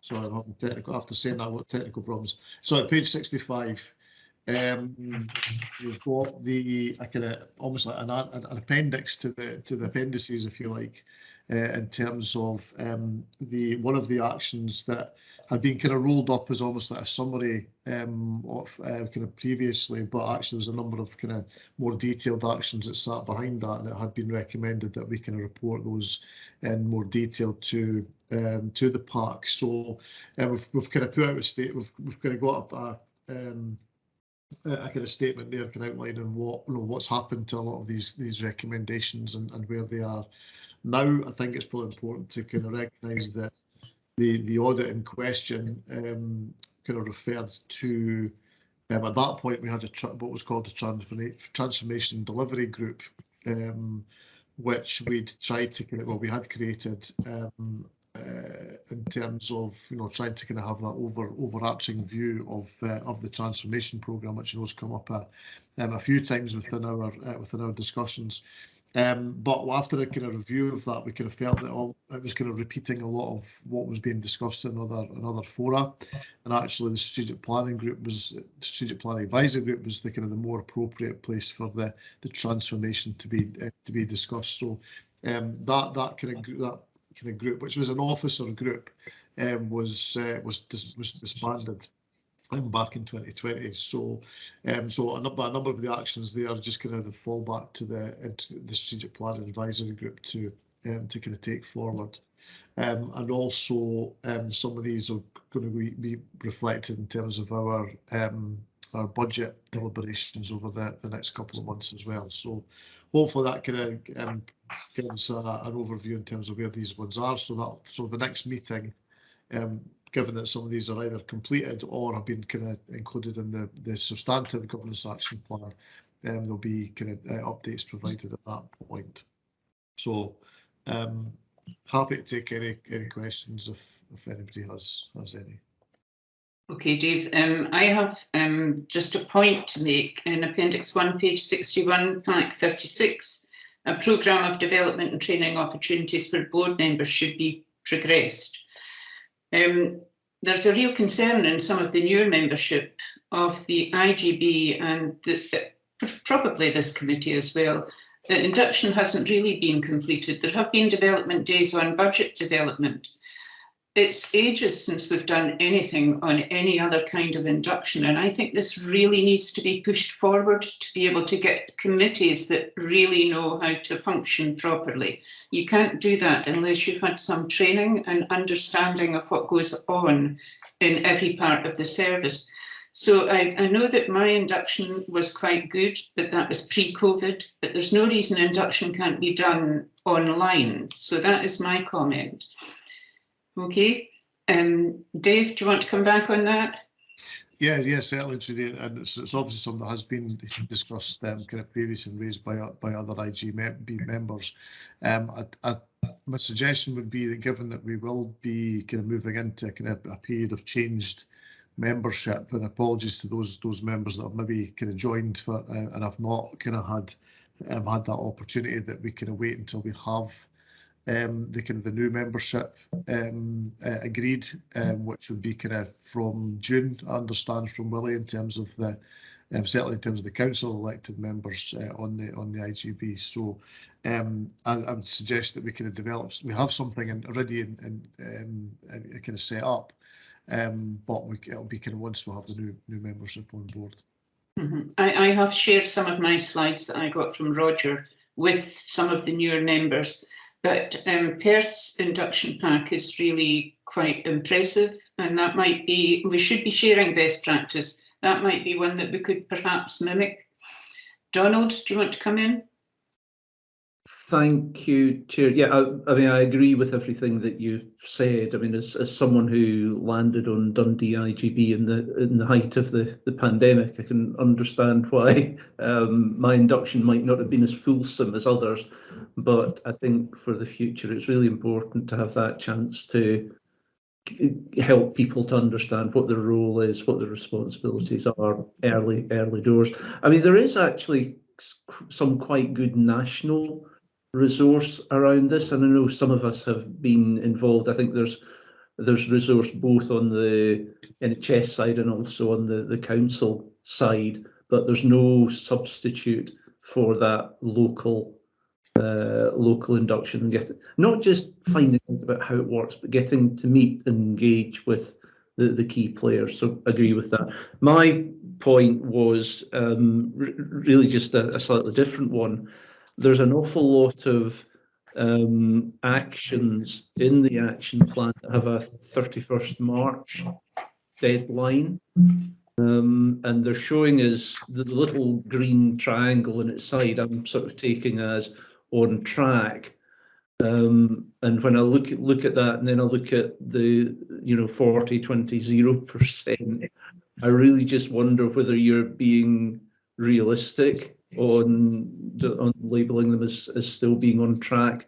If things need to slip, they need to slip, but we just need to manage it. So just what degree of confidence or lack thereof can you give around that, Dave?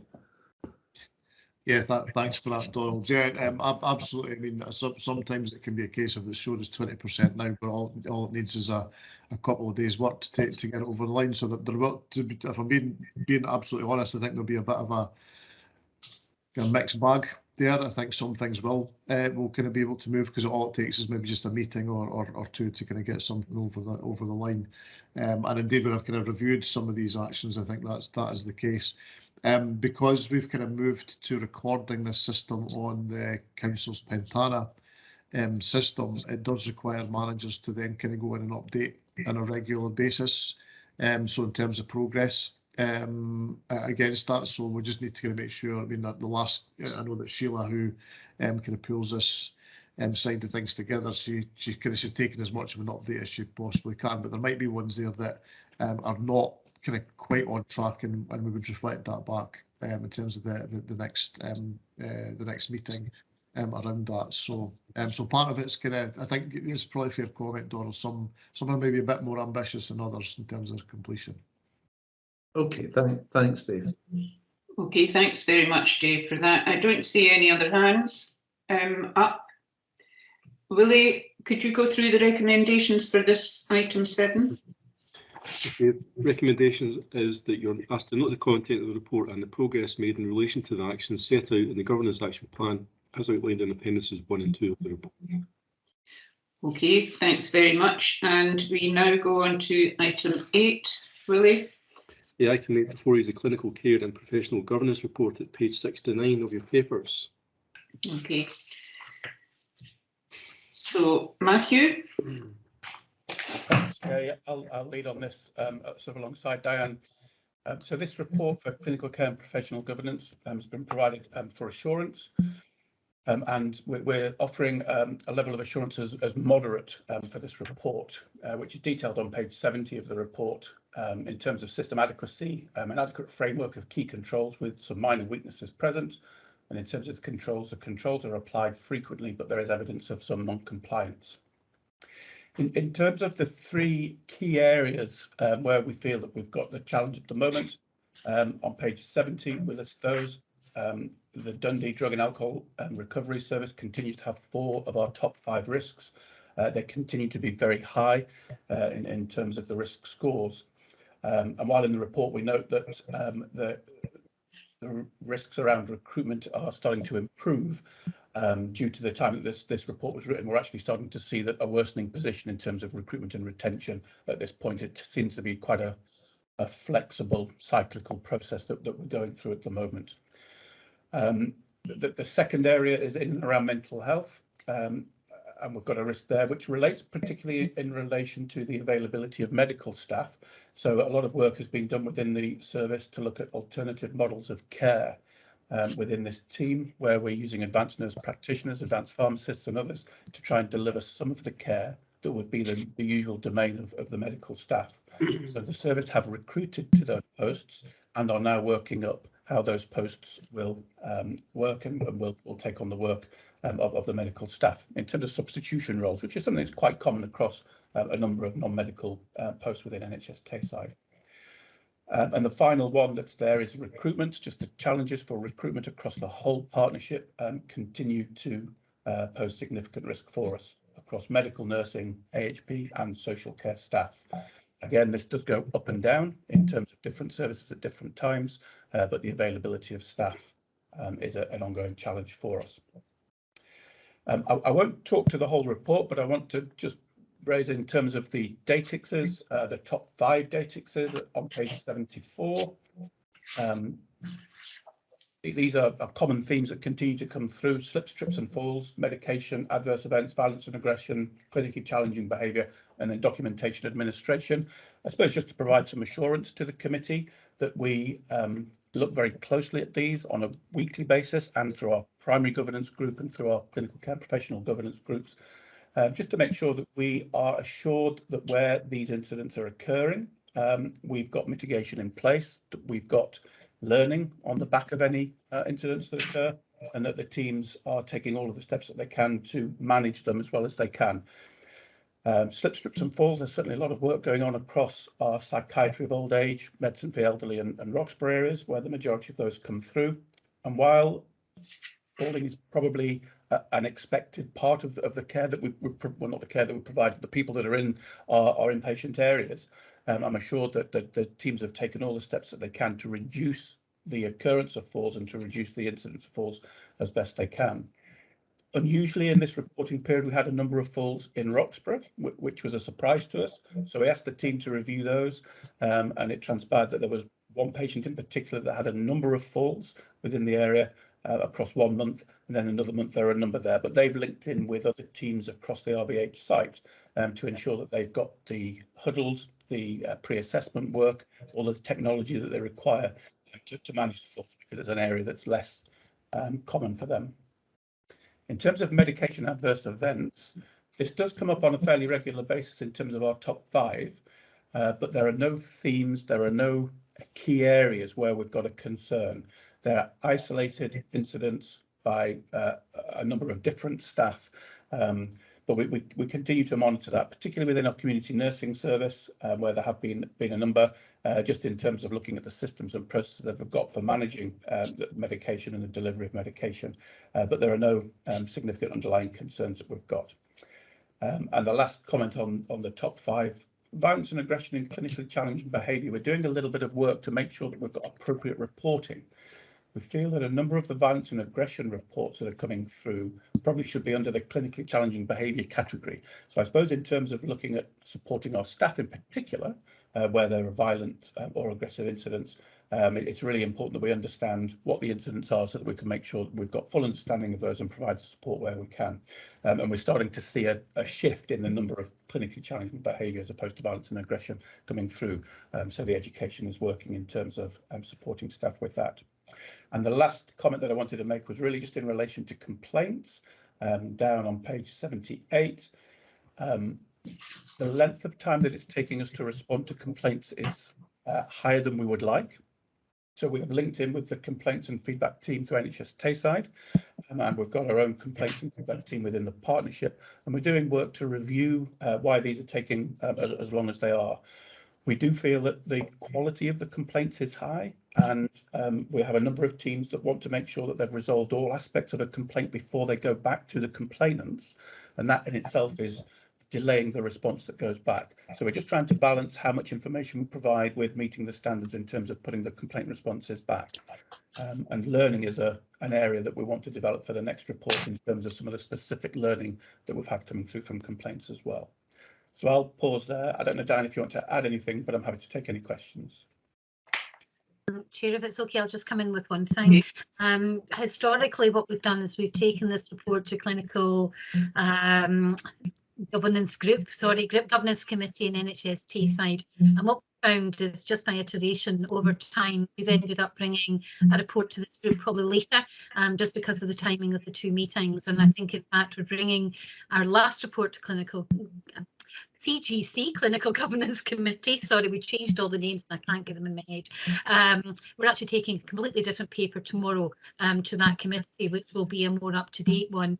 I'm conscious that we're running out of the financial year, and our proposal would be that we would probably look to bring an annual report either to the next Performance and Audit Committee or to the IGB, probably going into April time, in order to kind of square this off. So we're aware that we might end up not producing our usual kind of quarterly report at the next meeting, either amalgamating 2 sessions together or looking at it as being an annual. So we'll take it off table, but have that conversation going forward as to what we will bring.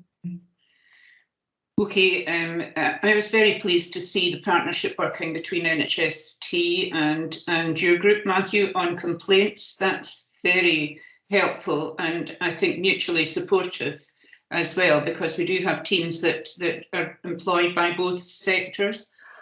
So I think that's helpful. The violence and aggression, I had the same thoughts as you about, is this clinically challenging behaviour? Because Matthew, before you have said that the age group or the physical, type of patient that you're getting through, say, the dementia wards and things, the age group is younger, so they're more physically difficult to deal with. And my question is there a learning module or anything for violence and aggression so that staff are fully supported and know how to manage that in the best possible way? My other question on the complaints side of things is about duty of candour. often it's really useful just to front up and say, we're very sorry this happened, but can I explain? Before it gets to the point of the family or the patient writing down, or the stakeholder writing down and sending something in, because every complaint is a bad memory for that family. And I think if we can hedge that, then that's very useful. And my other question is probably one for Diane. I had a thought when I was reading through the CGPC papers for tomorrow about mental health. And when you were mentioning mental health, it's popped again into my head about, is the mental health emergency ambulance, is that available for children as well? Or is it just from 18 upwards? So my sense it would be for 18 upwards, Trudy, but it would depend on how calls would come in. So obviously in terms of children, there is a child and adolescent mental health service which specialises with young people and children, and so they would be the expertise as opposed to the adult worker who would be within the specialist kind of service. Having said that, if calls came in, they may well attend. I would, if you don't mind, Trudy, I would go and just confirm whether or not we're having access requests coming through from children. Come back to you. That would be useful. Thanks very much. Okay, a good paper as always, really detailed. Now, on my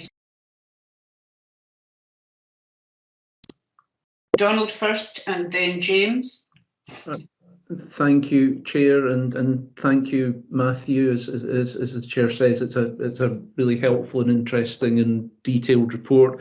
I had 3 points. The first one, and I may not just have been listening properly, but I wasn't clear on the Dundee Drug and Alcohol Recovery Service when you spoke about recruitment. I wasn't clear. The report says the position was improving, and then I wasn't sure whether you were saying it actually deteriorated again. But I was, can you give some indication of where we are on that and what you're doing about it? So that was question one. I think you spoke a little bit about the complaints, and I think the thing that struck me there was that we've got 12 cases out of 21 that are overdue for more than 40 days.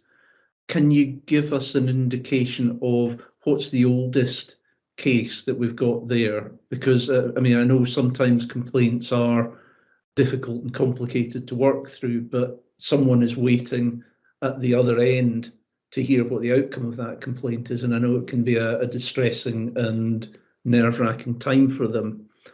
And my final point was a similar theme, really, around the adverse reports table that's on the same page just above that, where I see we've got, it's described as less than 5, which I must admit I always find slightly unhelpful. I know the convention, but I don't actually believe it's valid. But that means that we've got between 1 and 4 cases dating back to 2017.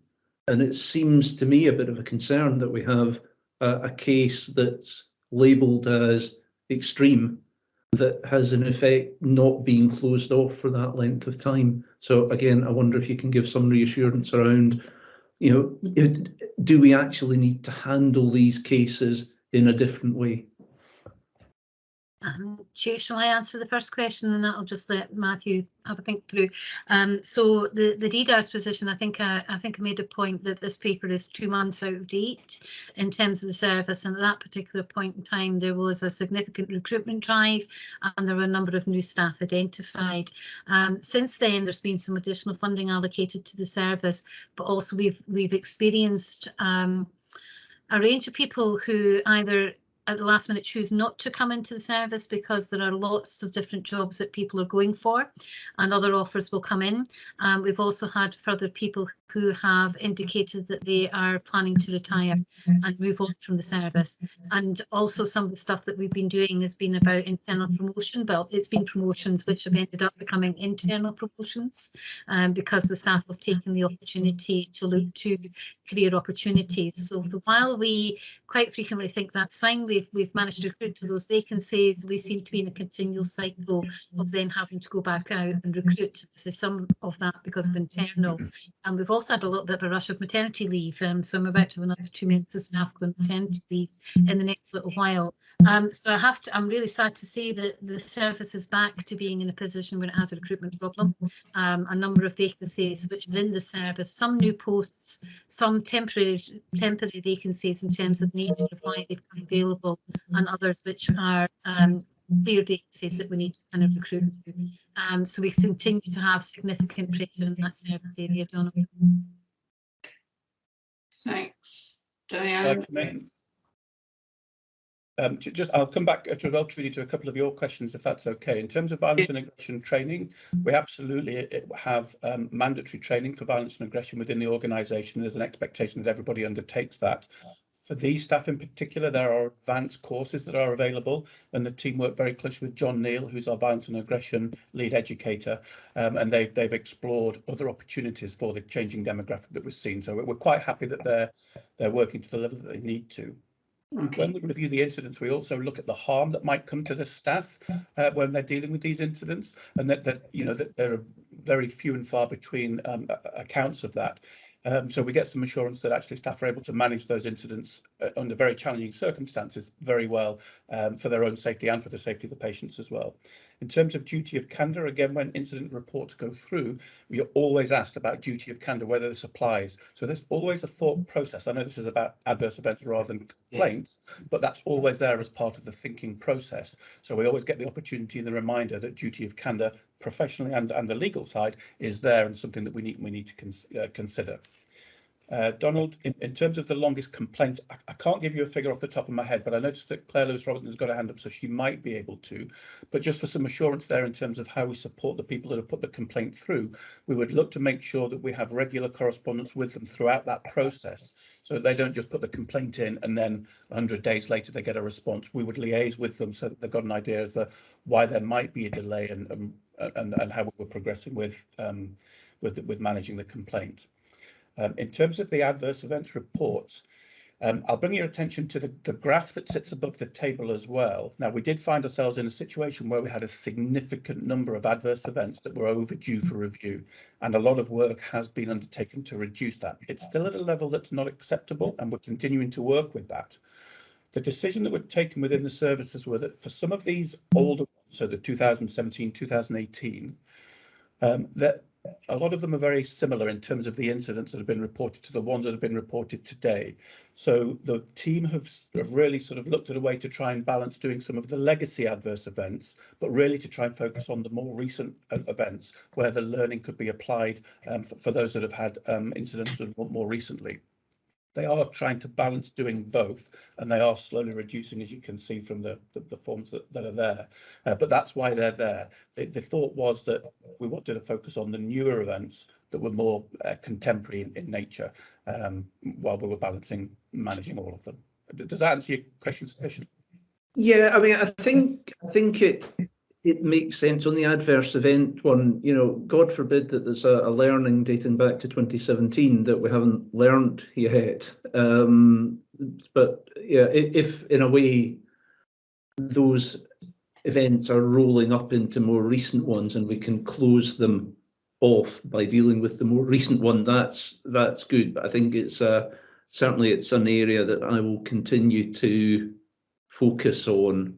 You know, when we have subsequent reports, just I don't like having something as historic as that, and I'm sure neither do you or neither do the team. So I think we're probably all on the same side here. It's just how we deal with it. And I think on the complaints one again, I wonder whether, you know, oldest case date is something that we could include in this report, so we just bear in mind, you know, if it's 41 days, fine. If it's, you know, 300 days, then it's I think something that as a committee we would be duty bound to inquire more about. So thank you for these answers, Matthew, and also Diane on the recruitment point, which is unfortunate but not surprising, and I understand the challenge. So thank you both. Yeah, I understand the challenge in recruitment as well, Diane, but I wonder, do you provide opportunities for both social care and healthcare staff to have placements out of university in all of the areas? Because once you get into Dundee, sometimes it makes you want to stay. So yes, and I can confirm that for that service, we actually took 5 final placement students, student nurses, as part of our recruitment programme of work. Some of whom have stayed, but not all, and that's for a whole wide range of reasons, including completion, etc. So absolutely, Trudy, we do look at how we can support that. Okay, thanks. James, I noticed you had your hand up, but then it went down again. Are you? No, I'm fine, thank you. The discussion from the question from Donald and the discussion from Diane and Matthew has answered my question, so thank you. Okay, thank you. Now, Lynn. Thank you, Trudy. Mental health, page 79. Diane, I just need a little bit of context, hopefully. I'm reading it and I'm thinking that sounds like a wee bit of a reinvention of the wheel. Is the DBIs and the contract that's out for the DBIs not what that is meant to do anyway? Or am I picking it up all completely wrong? And the other question was, we've obviously got the NHS 24 unit has opened up in the city. Do you think that's had any kind of impact on the staffing, you know, moving over to be working on a phone as opposed to doing the sort of day-to-day? Thank you. I'll answer the second question first, because I think I maybe need a wee bit more clarity on your first. So NHS 24, you're quite right, is in the process of recruiting, and I would say that that is going to have an impact on staffing across the piece, not just for Dundee Health and Social Care Partnership, but NHS Tayside as well. I personally know friends who are nurses who have applied for positions in there, and I can understand why. It's been a very, very difficult 2 years, and for some staff, an opportunity to go and do something slightly different would be very attractive. I'm aware that NHS Tayside, I understand, I've had some discussions with NHS 24 about how to manage this in terms of any transition of largest numbers of staff. So absolutely that has. I think in regards to the drug and alcohol services, I think it's not just that though. I think it's there are a huge number of vacancies across the piece. And so what's happening is staff are applying for multiple jobs and getting multiple offers, and then after getting those multiple offers, making a decision as to which to go. So they're accepting while still in a process of interviewing. And so sometimes we're thinking we've got someone, and then within a couple of days they've come back to say they've accepted another job. And of course they'll make decisions on interest and the way that the job might fit their personal lifestyles and commitments. So lots of reasons for that. In regards to the distress-based intervention, you'll be aware that we're contracting around that in terms of the service to deliver that particular approach, and that's part of our urgent and crisis care work that's going on. So we hope to be able to kind of give more detail around that aspect of the work going forward, Councillor Short. So I'm not quite sure what it was you were asking, other than is that work still progressing? Well, yeah, I thought maybe I had missed it and the DBIs were already in place and the contract had come out, and we'd already started it as a functioning thing, but that's obviously not the case. So watch this space, because that was the tender process was in the third quarter, wasn't it?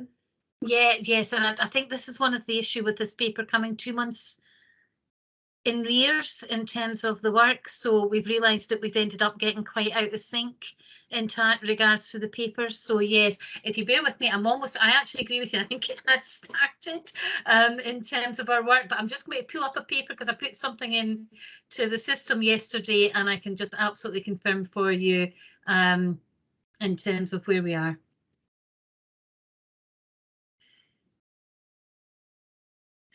So I can confirm that Penumbra have appointed a manager to the Distress Brief Intervention Service and have a detailed implementation plan with associated timescales. So that's where we are with that. Okay, so that's pretty huge, because as we all know, there is no silver bullet that is going to solve all of the problems, but there is a series of pieces in the jigsaw, and that's another huge piece of the jigsaw, I hope. So I'm really, really pleased to hear that. It was the organisation that I thought it was going to be. So I think they already deliver in Aberdeen, don't they? So hopefully there'll be good practice and service delivery already there. So thank you for confirming that. It's hugely, hugely good to know, and hopefully something that we'll be able to use in a very, very good way to help support people. Thanks very much, Diane and Lynn.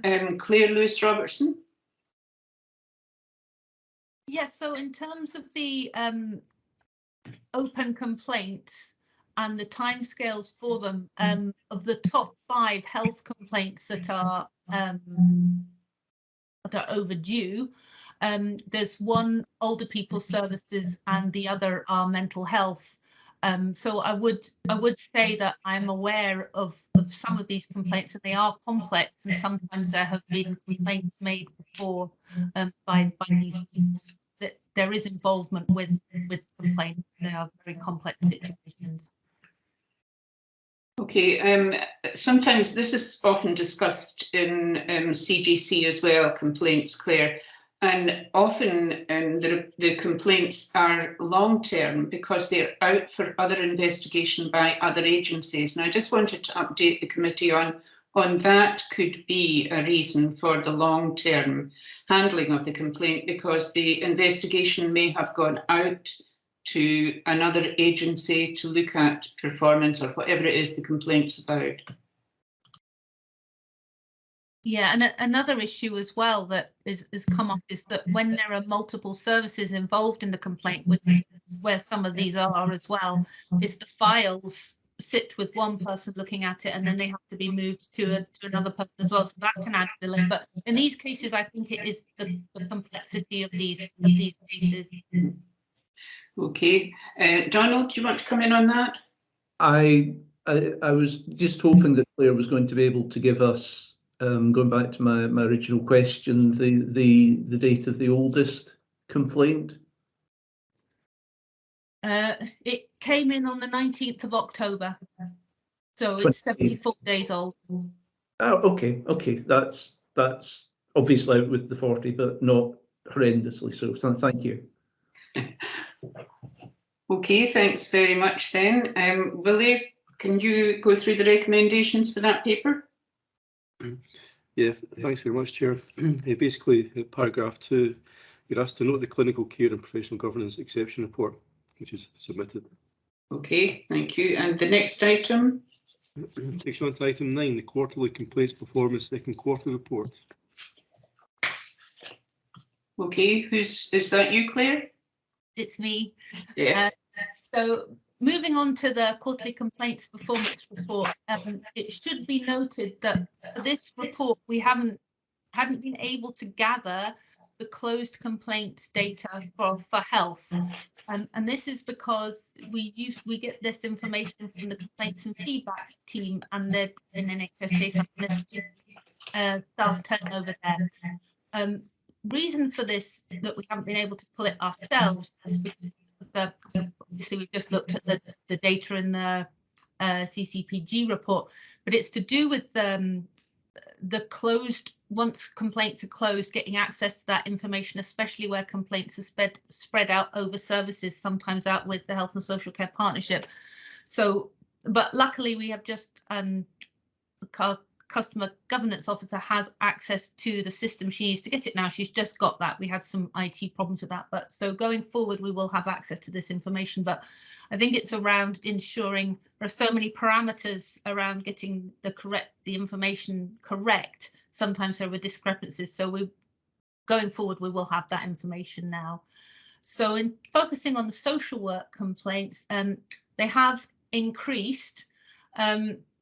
And I think it's mainly that actually they're returning to more normal, what we would have expected to see, rather than in lockdown last year. It was a lot quieter.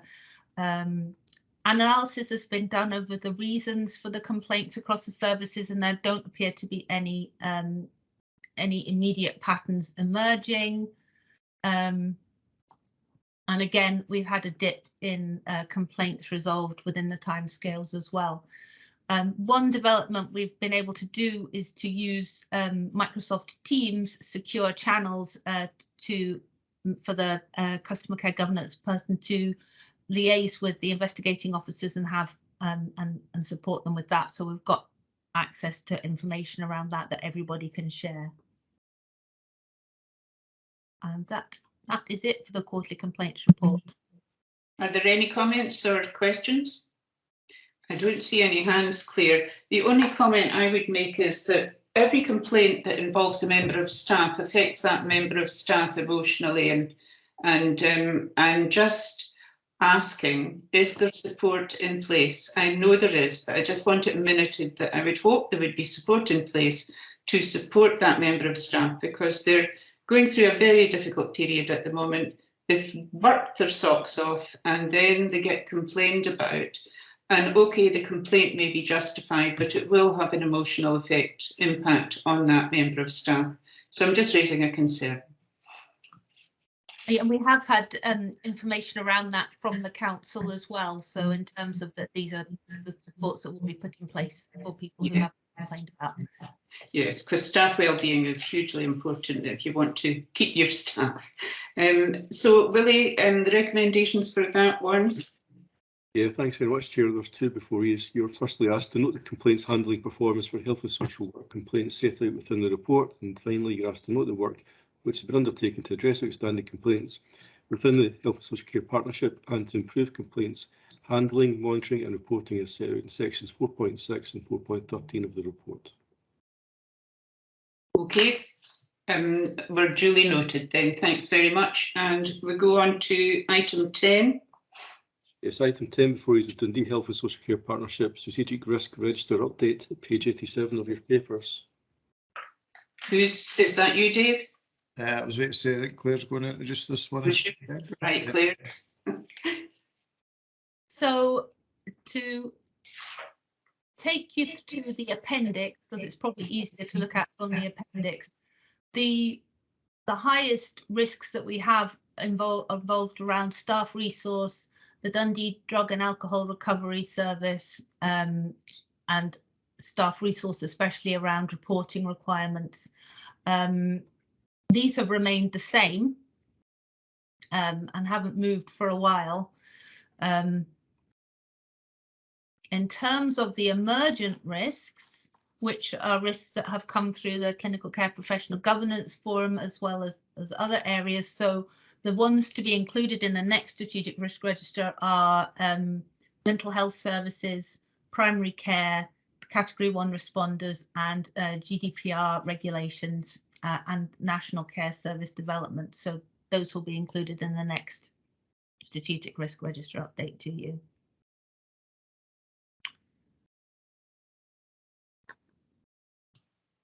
Thank you. Any Bailey, right, Helen?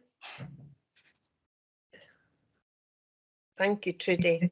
On page 89, the appendix that you were in, just looking at the first item, which was the staff resources and about recruiting consultants and doctors.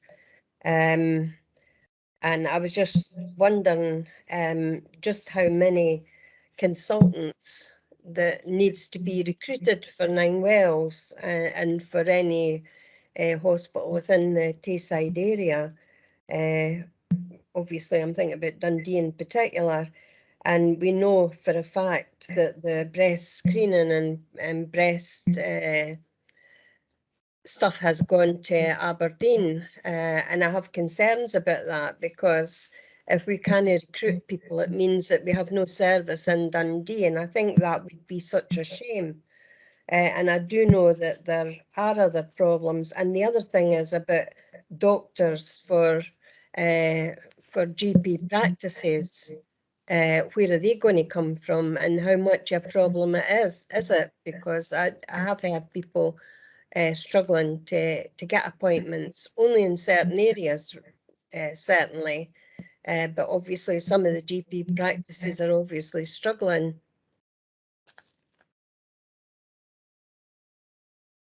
Chair, I'm happy to take that question. Okay.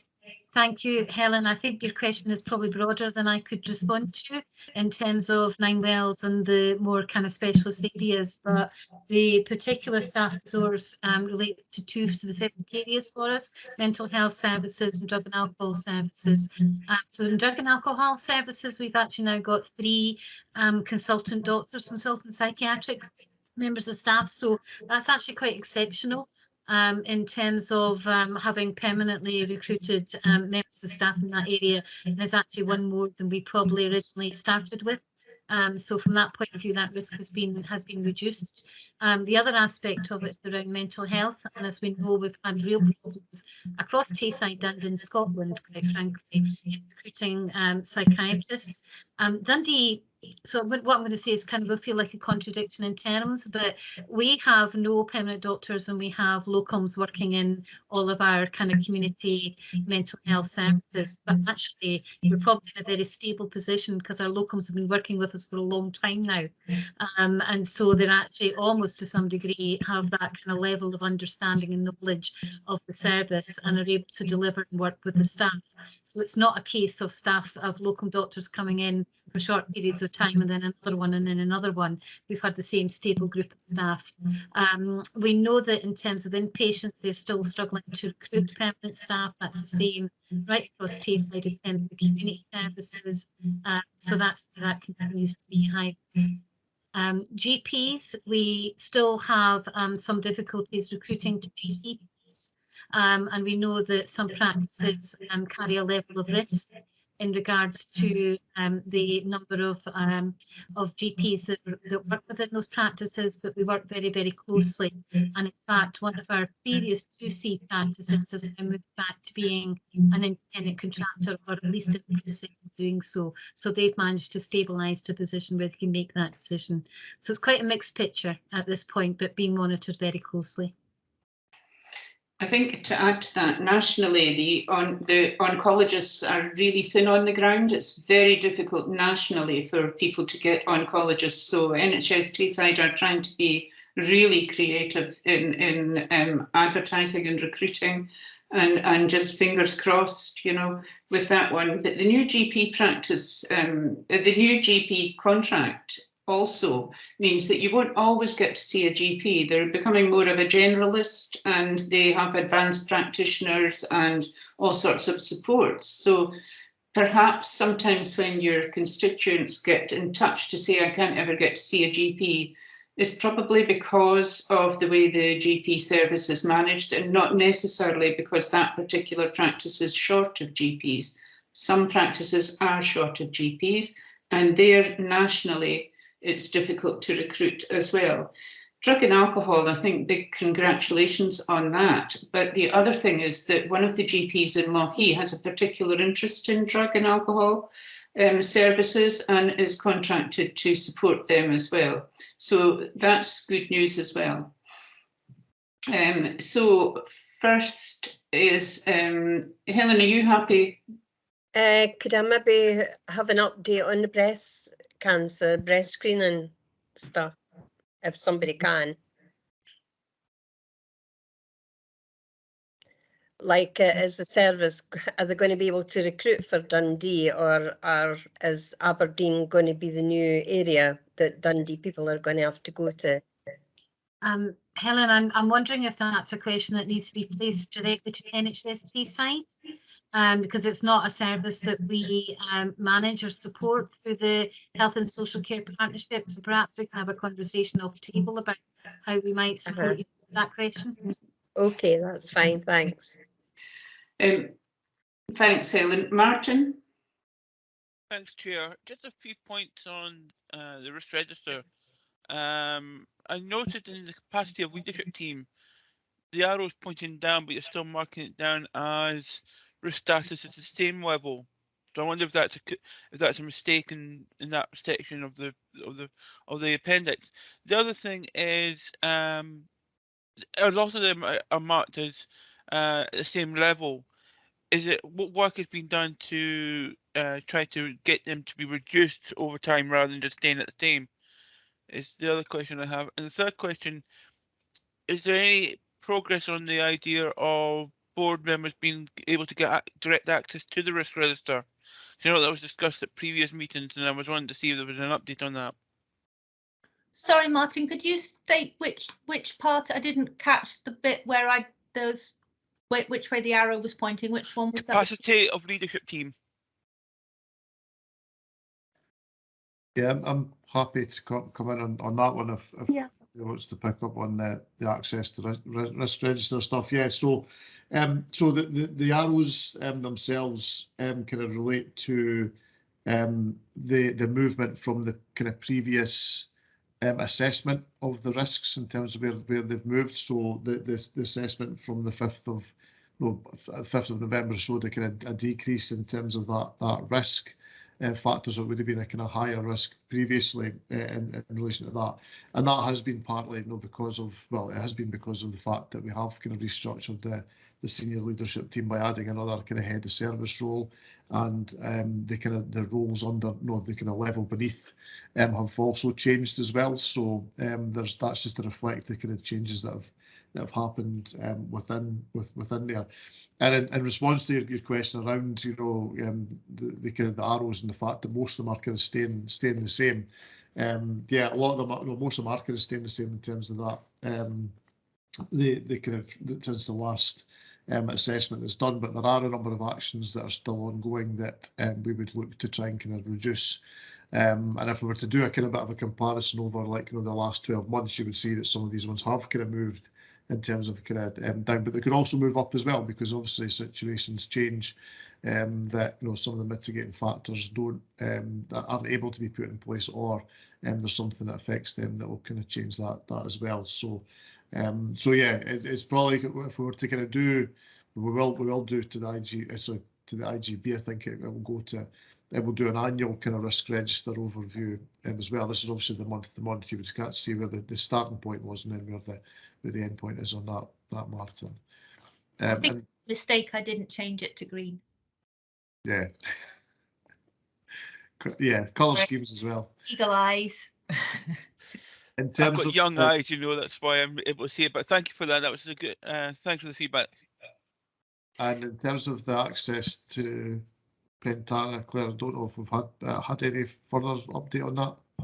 No, it is definitely on our work map, and I think we could tie it into the appetite, the work on the risk appetite that we're going to be doing as well. So because there is plenty more information on Pentana than there is on this. This is just an extract. So there's information about the internal controls, for example, that are going on, and how we can grade those internal controls to say how effective they are.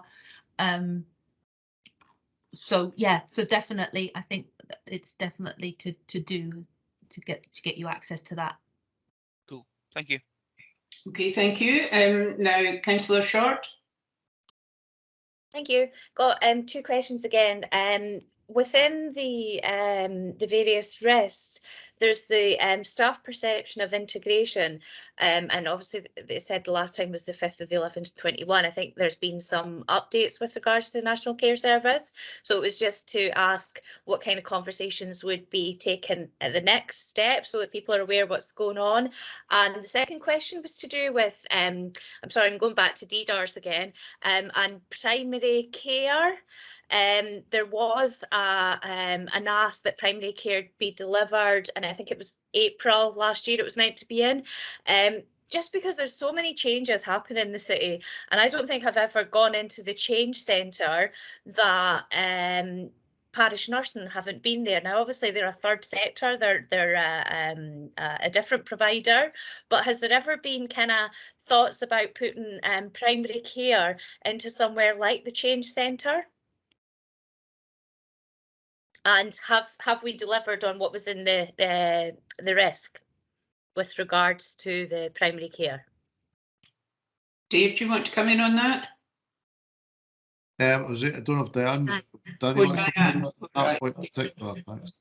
So I think there was two questions. One was around the National Care Service, but if I come in on the question around primary care, so I think I gave apologies at the beginning of the meeting, and the reason I was giving apologies is I was presenting a paper to the ADP alongside David Shaw, our medical director in terms of primary care, and also our associate medical director, sorry, and also the GP that Trudy was making reference to, or at least one of our GPs from Maryfield.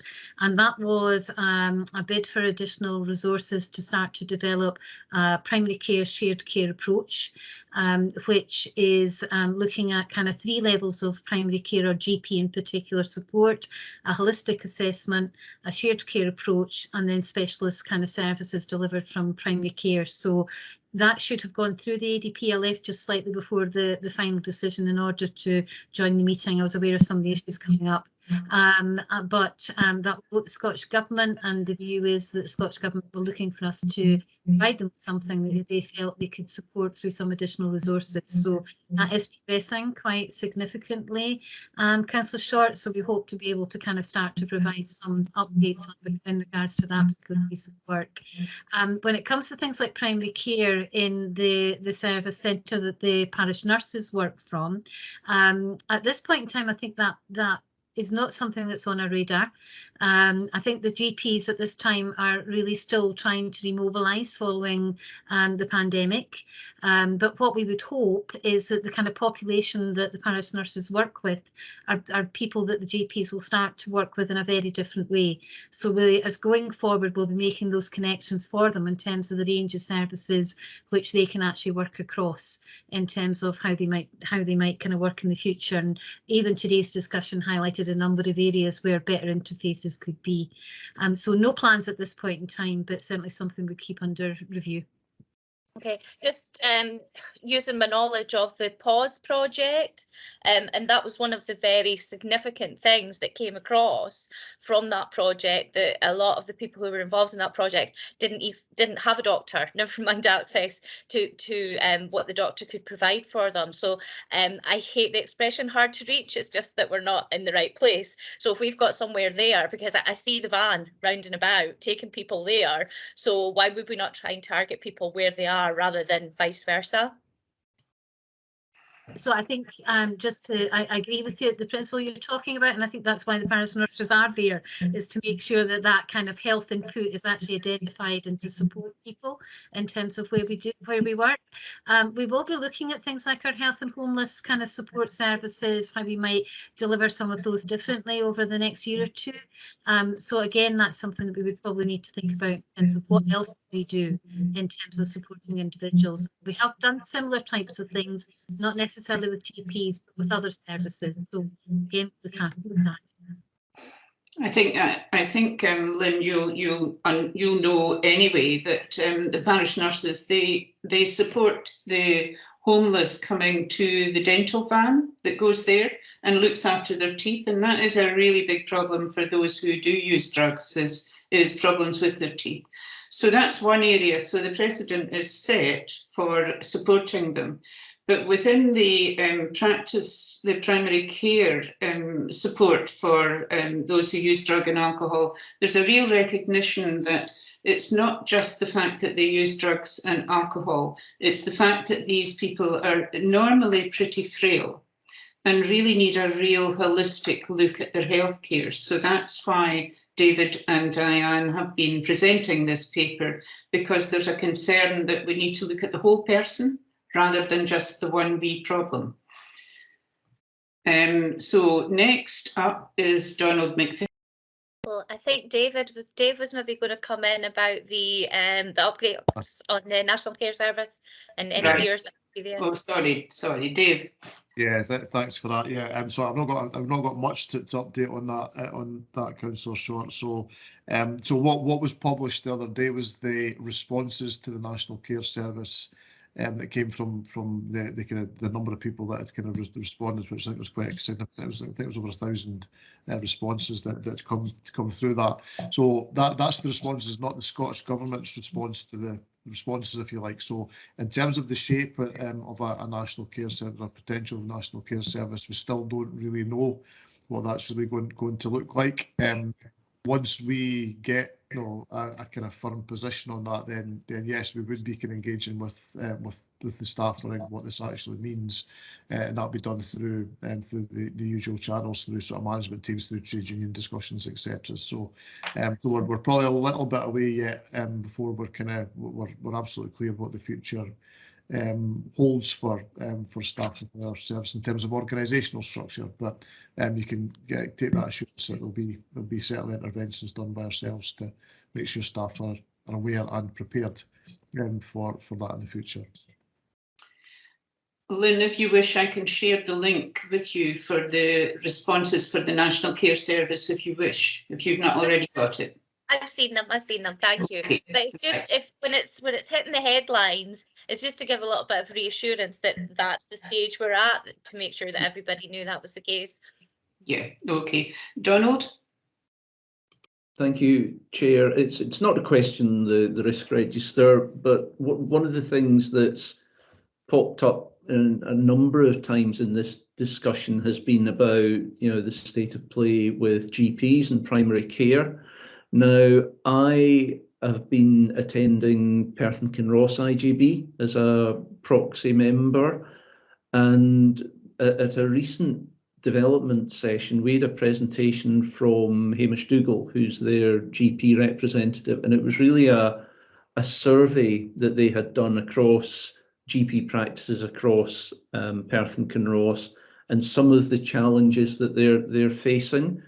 And I thought it was a really useful and enlightening exercise, and it certainly helped me to understand a lot about where GPs fit into the system.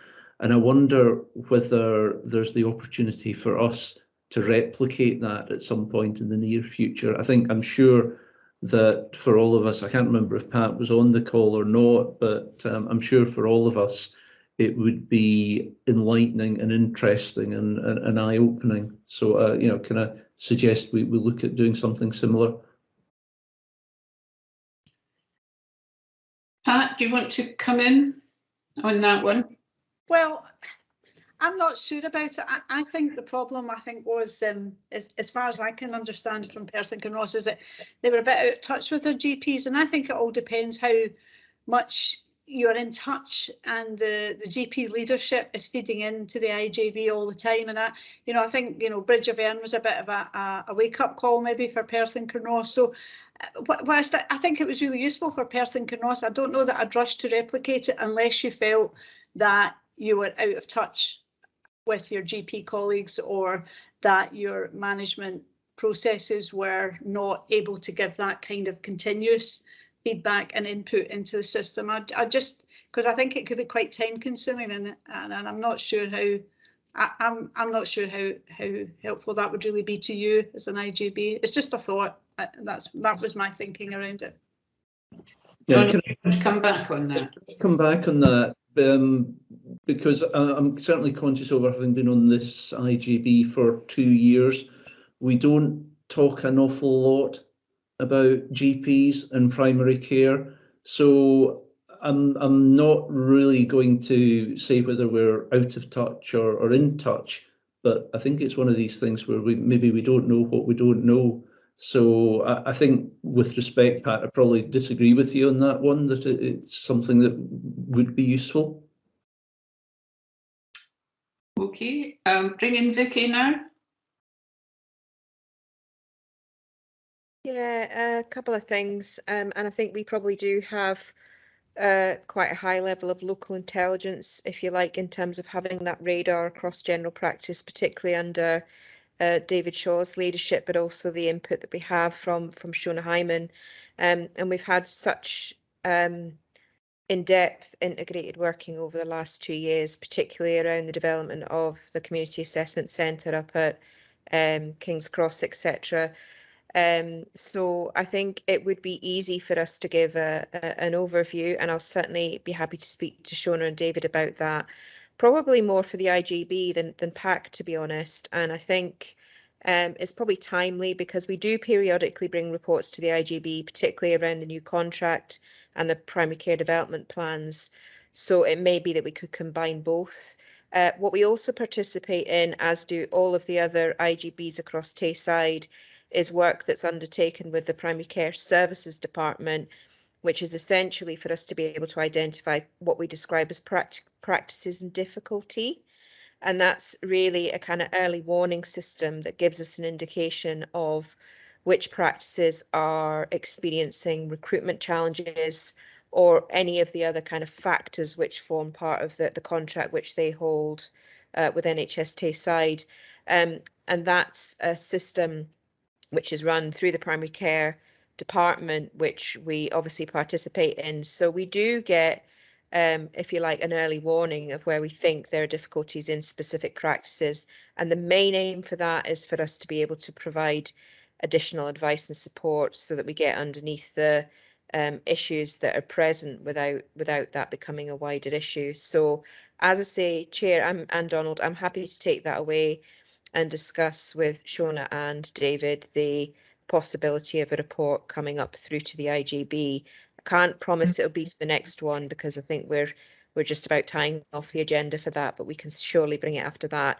And as I say, David Shaw was planning to make some comment and reflection on the Community Assessment Centre that's based up at King's Cross at the next IGB, so he can perhaps build on that for the meeting following that.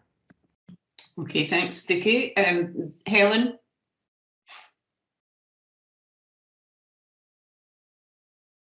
Sorry, there was a call starting to come in. I didn't want you to witness it. Can I say thanks for promising to do that, Vicky? But I agree with Donald, absolutely. We don't hear enough about the GP practices, and we have the GPs that we know that are struggling, but we would really want to hear from them firsthand about some of the new stuff that they've been asked to do and whether they're able to, because some GPs are participating in certain areas, but they're not participating in others because they feel that they can't. So these are all the problems. And as members of the IGB who are actually sitting voting, and especially myself coming from local government as a councillor, I think I would like to hear more about what the GPs are doing and their problems, because they're bound to have them with what's been going on recently. Okay, thank you. Any other comments? Lynn? I was just going to echo that, but also how much of an open door they are. Since I found myself to David Shaw, it's been miraculous, some of the things that I've been able to kind of get myself kind of pushed into. And so they are really, really incredibly keen to support. And just yesterday we broke ground on the wee forests, and now I think all the doctors want wee forests next to them.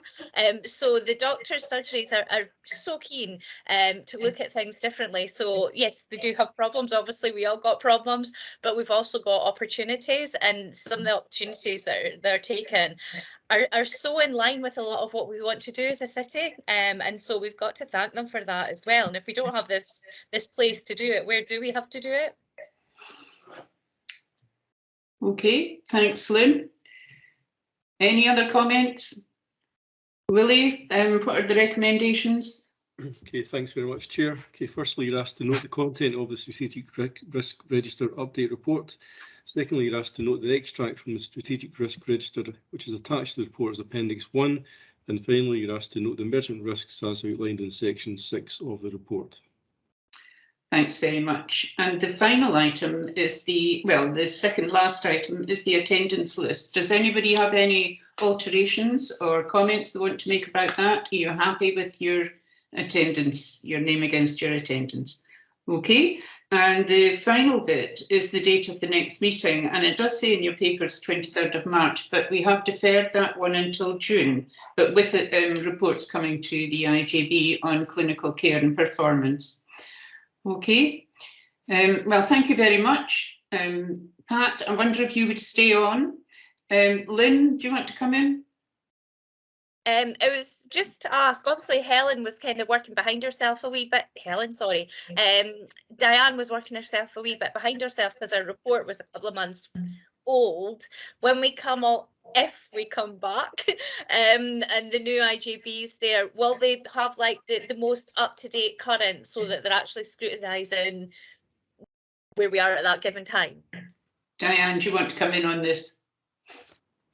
Certainly, thank you. I think what we want to do is have a look to see whether or not if we do an annual report, which covers the whole year, that would normally come to the IGB anyway, in terms of an update, whether or not that will be sufficient. Councillor Short, to kind of reflect all of the information. That would mean that we're not then still working behind. And what we'll do is we'll look at our timetable of meetings to see how we might ensure that we're getting the most up-to-date information to each meeting. We had hoped to be able to have a single report that went to each, but as I said earlier, they've got a bit out of sync. So that's why we've ended up being the way it is, but we will look to review that. Okay, thanks Diane, and thank you everyone for all your diligence in reading the papers and everything. And Helen, I hope you recover soon. You've really struggled through this meeting, I know, because you're looking pale. Okay, thanks very much. Bye everyone. Bye everyone. Thanks Thank you. all. Bye. Bye. Aye. Bye. Bye.